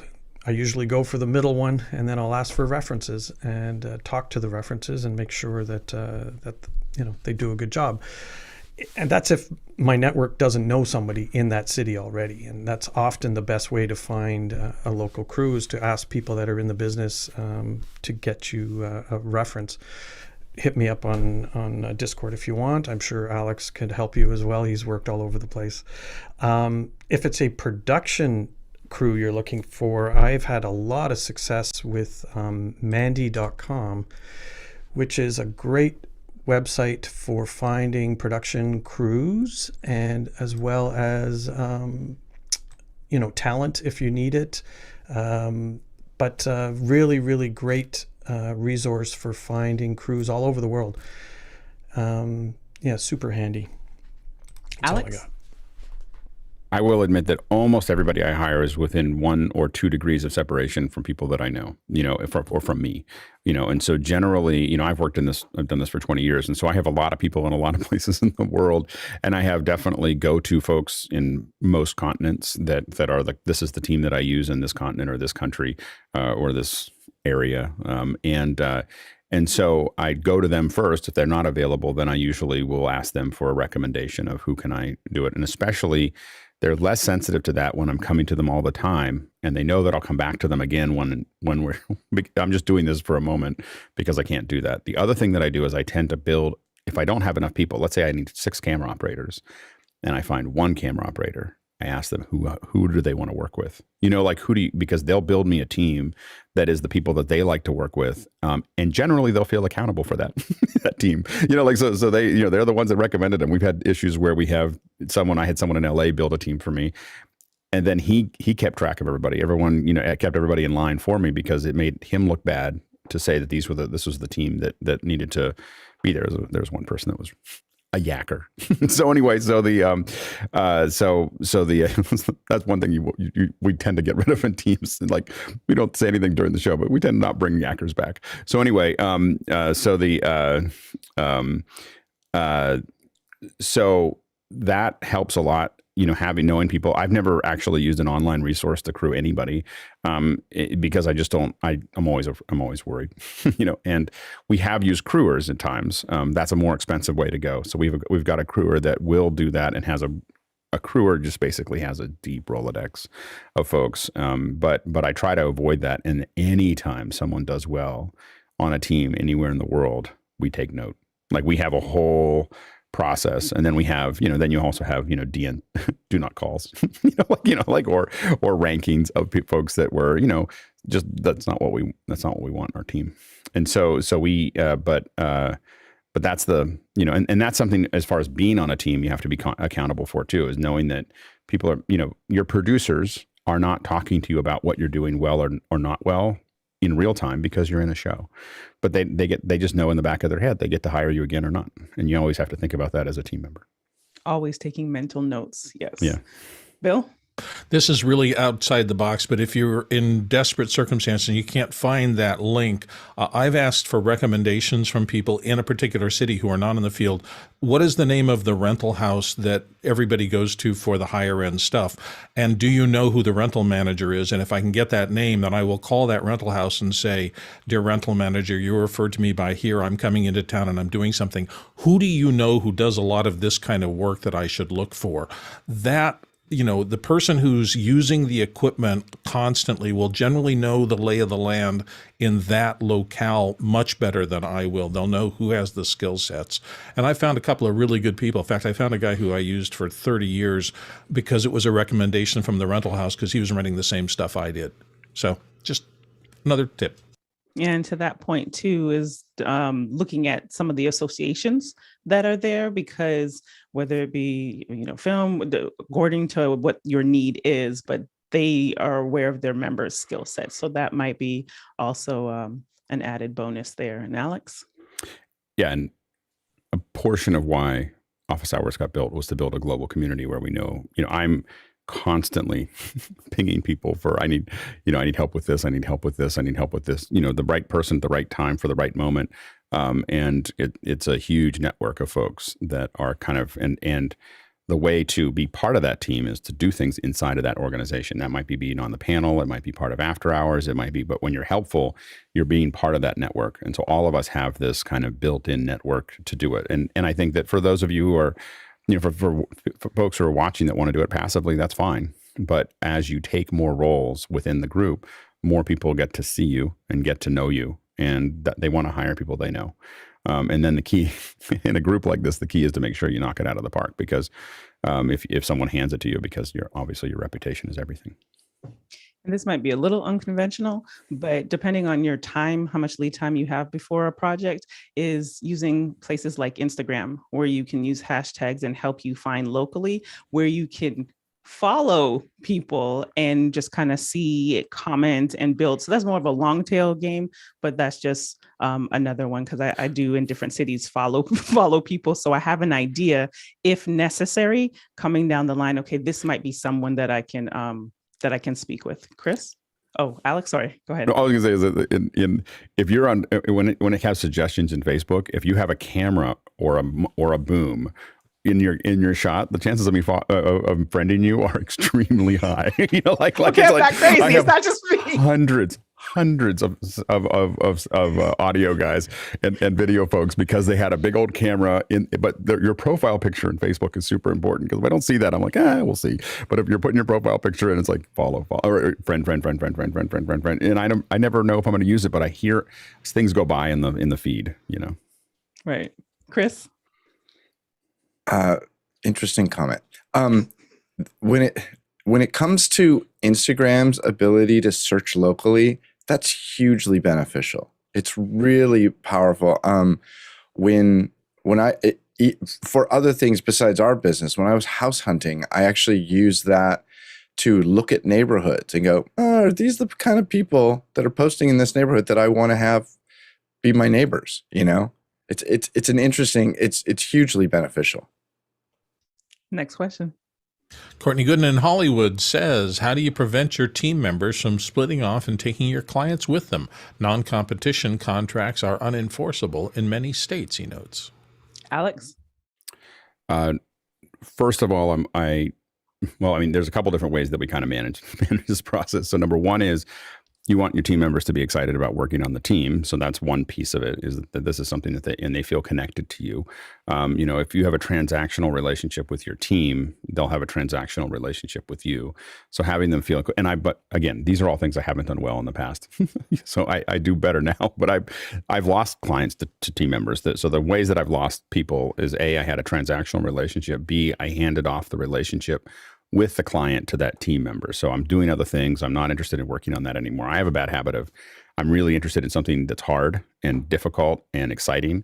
And as soon as it's not that way, I hand it to somebody else. Like I have a tendency to hand it to somebody else because I'm now looking for the next thing, and the mistake I made is handing out too much of that relationship to that person, where the client really starts to relate to that person as the representation of the team. Now, if you trust that person, it's fine, but you just have to know you're setting them up to leave. The other thing is that we tend to be a very need to know, so there's a very, a lot of people can be flat about their organization. That's not my MO. My MO is everybody knows what they need to know about we've had people that literally don't know where they're going until they land. We tend to be very vertical about those. And that has to do with security within a lot of the shows that we've done. But at the same time, when someone leaves, we had someone leave with a bunch of production. They just didn't understand the whole thing. And so when they handed it to them, it was much more gooey than they thought it was. It was just that we weren't exposing them to all the other things that have to happen to have that thing get done. So they knew their part and they thought that they understood the other part, and then they didn't. Then the client came back. so anyway, because it was but it was and it was a good lesson for the client as well. So. Courtney? Yeah, this has been a problem in my businesses where you're providing a teleprompter operator, because it's usually a single person position. Right. And they call my company to book it, and then I'll assign a teleprompter operator. They can request to someone they've worked with before. Yeah. The client can. And you send them out, but then you risk the problem of them getting a close relationship with that particular person, and then calling, next job that comes up, they call that person directly. And so that's been a problem, is how to keep them from going off and forming their own, taking that client and becoming exclusive to that client, or taking multiple clients and forming their own company and being your competition. Because all my competition in this industry is former employees of mine. Well, I mean, a good example is making sure when that person's not available to give them someone else that's really good as well. So, like for instance, I work with Michelle. She's been on our show, a little bit for teleprompting. I only work with Michelle. I only call her. She figures, if she can't make it, she figures out who it is. And the reason I do that is because that person the person may not be available when I need them. And if I've cut off my supply to someone who's connected to lots of teleprompt operators, I'm in big trouble, And so the thing is independent operators are very dangerous for me. Same thing. I have a satellite. Melody is my satellite person. I don't book trucks directly. I book trucks through Melody, and it is a little bit more expensive, but I do it all over the world. And I know that she'll take care of me because I'm a regular client coming back. And the reason that I don't even want to stray ever from Melody is because she's on the ball. She's a honey badger about stuff. I know that she's gonna, but that responsiveness is super important. If she wasn't like that, I had another truck company that I worked with for a long time. I moved to Melody because they didn't respond to me fast enough. I mean, that was the bottom line. They didn't respond fast enough, and they had some issues with delivery. And someone else said, I said, who else can I find? I end up with her, and now I don't ever, unless I'm forced to by some other things that I don't have control over. I use her for everything, for that type of thing, and I'm doing sat trucks a lot. Lois? I was wondering if, when you have a situation where one client is getting used to the same person being your contact, I was wondering if your company might consider making it not assigning the same person all the time, making it a habit to assign different people at the next request. And I was wondering if any of you had comments on that part. We definitely move people around for clients. We don't really do it. I wouldn't say that we do it as organizationally as that, but we definitely put the right person, what we think is the right person that's available for the right time for that. And we're constantly moving that. But if you do that, that other person has to be as good as the person that you just pulled out. If they, and if you can do that effectively, then they get used to it. And then that gets back into, that you think it's working. But what's really dangerous is to put somebody in that may not produce as well as the person that they had first. That's the challenge, because if they do that, then you're in trouble. That's when you're opening up a can of worms. If you give them someone less skilled than the person that they had first, And the problem you have is you don't want to alienate your long-term clients. And if you assign them someone just to keep people in rotation, they may have you don't know, they may have contacted the person that they use all the time and asked their availability, and they may have said, yeah, but you got to book it through the office. Mm-hmm. And then when they call to book it and you assign somebody, you say, oh, well, that person's not available. Let me give you this person. They'll know that you're lying to them, and that's the quickest way to lose a client. So I know that you said that non-competes they're unenforceable in other states, but just even in your contract that they do not is that not something that can be included? Is that what you're saying? In California, there's a non-competition clauses. In some states, they're legal. In California, they are not enforceable. You can't prevent somebody from leaving your employ and working for your competitor immediately. You can put clauses in there that say, if you're fired or laid off, you can't work for any of our competitors for a period of 1 year. There's certain little steps they have to go through. It has to be a fixed length of time for non-compete and a fixed area of employment. But even that is unenforceable in California. I've had non-compete clauses in contracts and all my employee contracts. And I've been to lawyers, and they've gone off and joined other companies. And the lawyer says, you're in California? Forget it. You can't enforce it. Yeah, and the thing is that as a person who does that, I will not cross that line. Like, I will not allow a client. So if someone brings me in to hire, I had this recently. Worked for a company that the person in between us was, they're doing the best they could. And we kind of came in, and it was clear to the client that we just kind of came in and buffered the whole thing and made the show go forward without, that wasn't really necessary for the person in the middle. But when the client came to us and said, hey, can we just talk to you directly? And I was like, nope.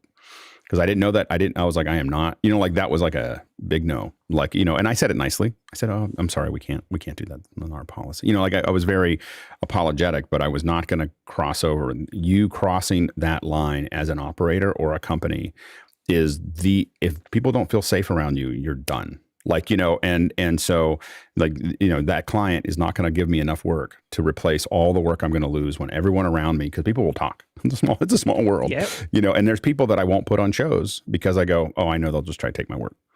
They're going to they're going to build a relationship with that client. And they're going to take my work. And I just, they're good at what they do. They're too dangerous for me to put them on a show. And you don't want to be that person.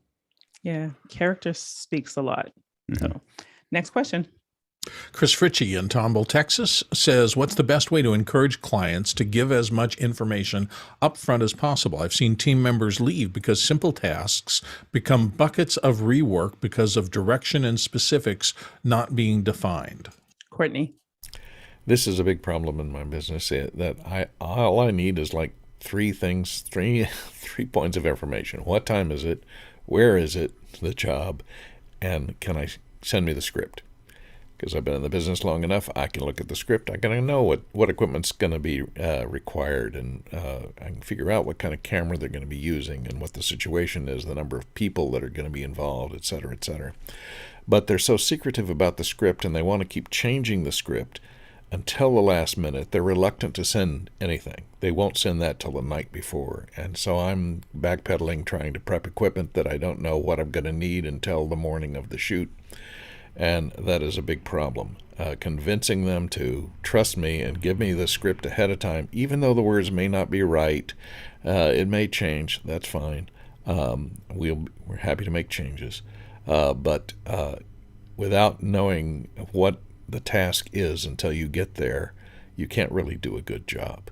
You're really operating in the dark is detrimental to you doing a good job for the client, and they need to understand that you can't do your job unless they give you enough information for you to make decisions that your expertise will bring to the job. Bill? Yeah, I've been on both sides of this so many times. It's just crazy. And that is part of vetting your clients as they come in. You will find some clients who are absolutely happy to give you all the details they possibly can, almost to the point where they're giving you too much details. And that's great at one level. I've also seen subcontractors ask for so much detail because they're so insecure that they turn off clients because they keep just asking for more and demanding things on a particular time on a particular schedule. And production doesn't often work like that. So I think this is one of those kind of parts of the jazz art of being in our business where you have to vet the client and figure out, okay, this person is calling me to do this gig. What are they? Who are they, and how do they deal with these things? The danger here is exactly what's described here. We've all been in this where you started out with the scope of work being X, and it turned out to be 10 times X, and it drives you crazy. On the other side of that, I've seen people say, don't worry about it, it's going to be easy. We have all the resources. And then late in the process, you find out there weren't all those resources available, and you're suddenly being asked to cut rates or stuff like that. This is just hard.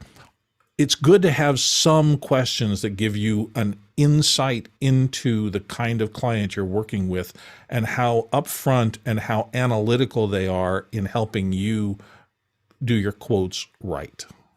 Alex? I have a pattern for working with clients is I don't put more effort in than I have information for. So I basically, but I'm always sussing it out. I'm always asking, like having a conversation. Like I don't send forms to clients. Like, please fill out this form to tell me what to do. I have a conversation with them. I have a series of questions, and I'm going to have a conversation with them about what that is and what that means and explain it to them and everything else, because they may not know. They may not know what they want, and the key is I'm very agile about it, where I sit there and I go, and I give quotes the last moment that I have to.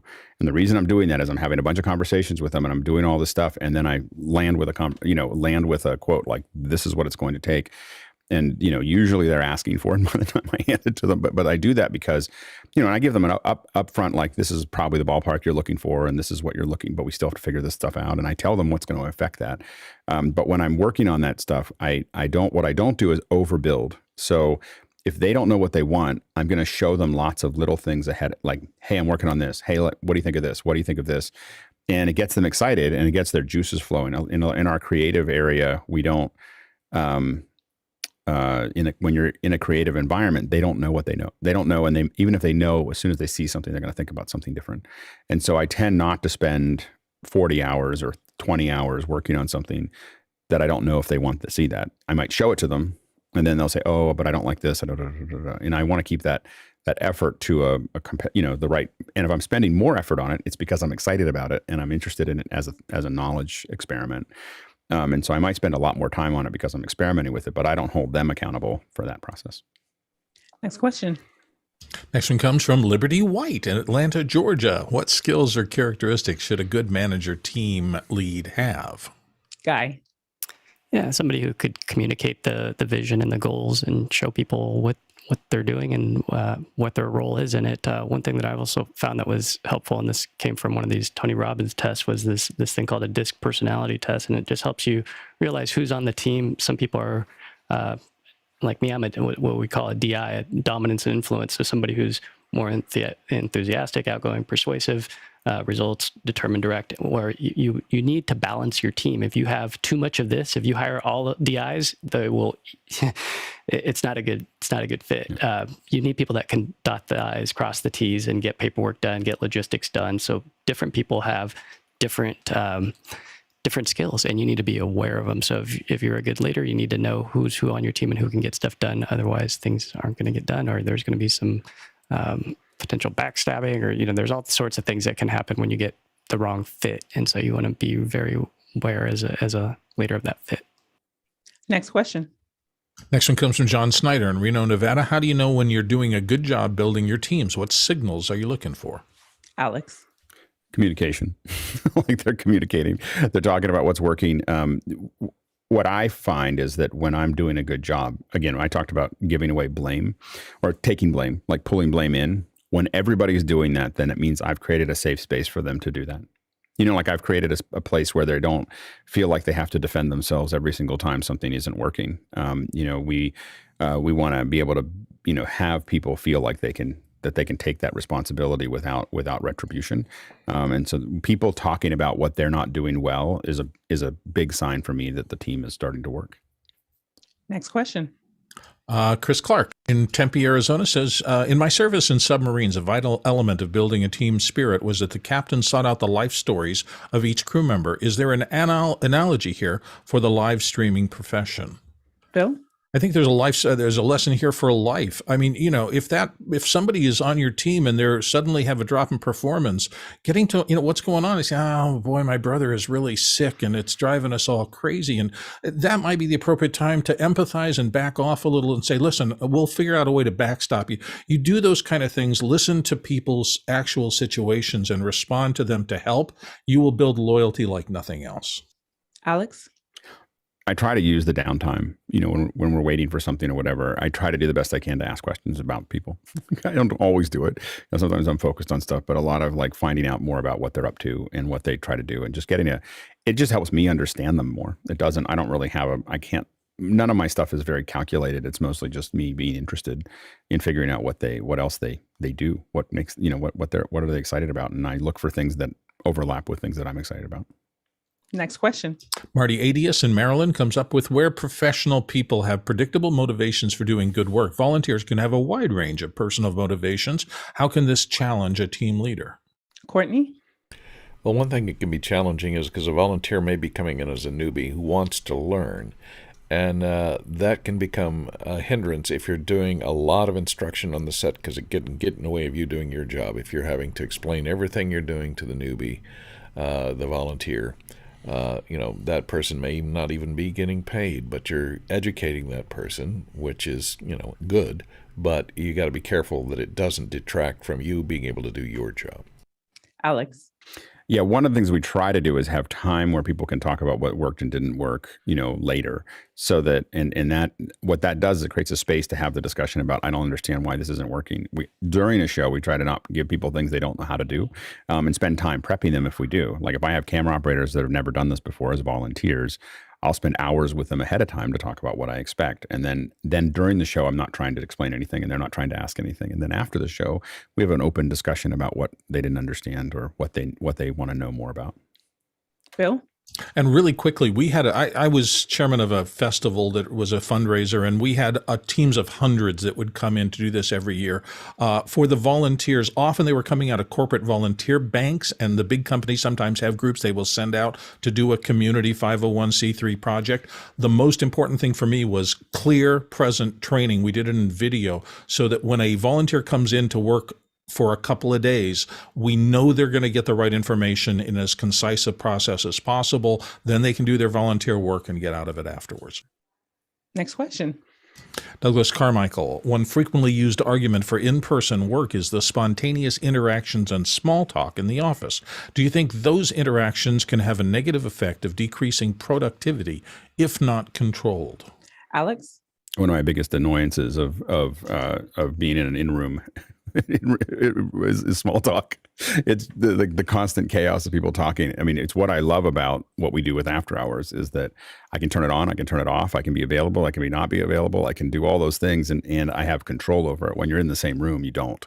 The advantage is, of course, is that you get some ancillary, people are working and talking and you're learning from that. But it is something that I find better when we can have a little bit more control over it. Next question. Douglas Carmichael, how do you mitigate conflicts between multiple unions on the same show site? Matt?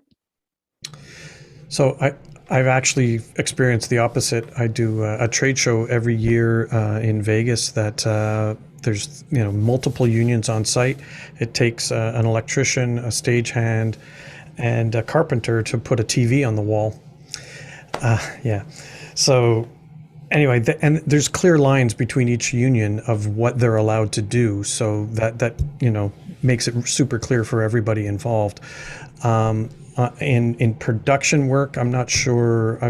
I haven't been on many productions where there's been any union issues. So, but in the trade show world, it just doesn't exist. Courtney? Yeah, there are very, very seldom are there union conflicts because those conflicts will have to be worked out at the union senior level because there'll be jurisdictional conflicts. And those are always strictly defined in the union charter for each of the unions. This particular job classification can do this kind of work, et cetera, et cetera, et cetera. And so there's no other union that really competes with that job classification as long as they're within the same union. And frequently, if there are different unions serving the same area, you will have to sign a union contract with either IATSE or NABET. You'll pick your union ahead of time, and then the individual locals within that particular union will not have conflicts within themselves. And rarely would you have multiple union contracts on a single show. Next question. Douglas Carmichael, I've done countless Belfast, submitted countless questions, and dove into Isadora along with Discord. How can I contribute even more to the group? Alex. Keep doing it. That's the best way to do that is to keep on, taking on what you can, and make sure that what you take on, you can do effectively. So, you just want to work hard at those things. And sometimes it takes a long time. When I wanted to be in radio, I just showed up and said, I'll sweep the floors for free. And I did that for, I think, 6 months before anything happened. Every day, like all day. I mean, most of the day. I was just there, not all day, but I had other work to pay the bills. But I was there probably 3 to 8 hours a day for 6 months, just showing up. And then at some point, someone said, "Hey, you got a really good voice. Do you want to do a voiceover?" And I was like, "Yeah, sure, that'd be great." And so next thing you know, and then they were like, "You're pretty good at this. Do you want to work for Sony?" And I know someone looking for something. And I was like, "Yeah, sure." But and I still do that today. Like there's something I'm working on right now that I hung out for 6 months without just showing up for meetings, and now I get to do a bunch of cool things. so anyway, so that's been my MO for a long time. Awesome. Well, there it is, another show. Thank you so much to our producers for all of your fantastic questions. Of course, to the panelists, thank you. And we do this again each and every day. And there's also, you're welcome to come to After Hours. So back to you, Alex. All right. And now we're going to jump into After Hours. We'll see you there.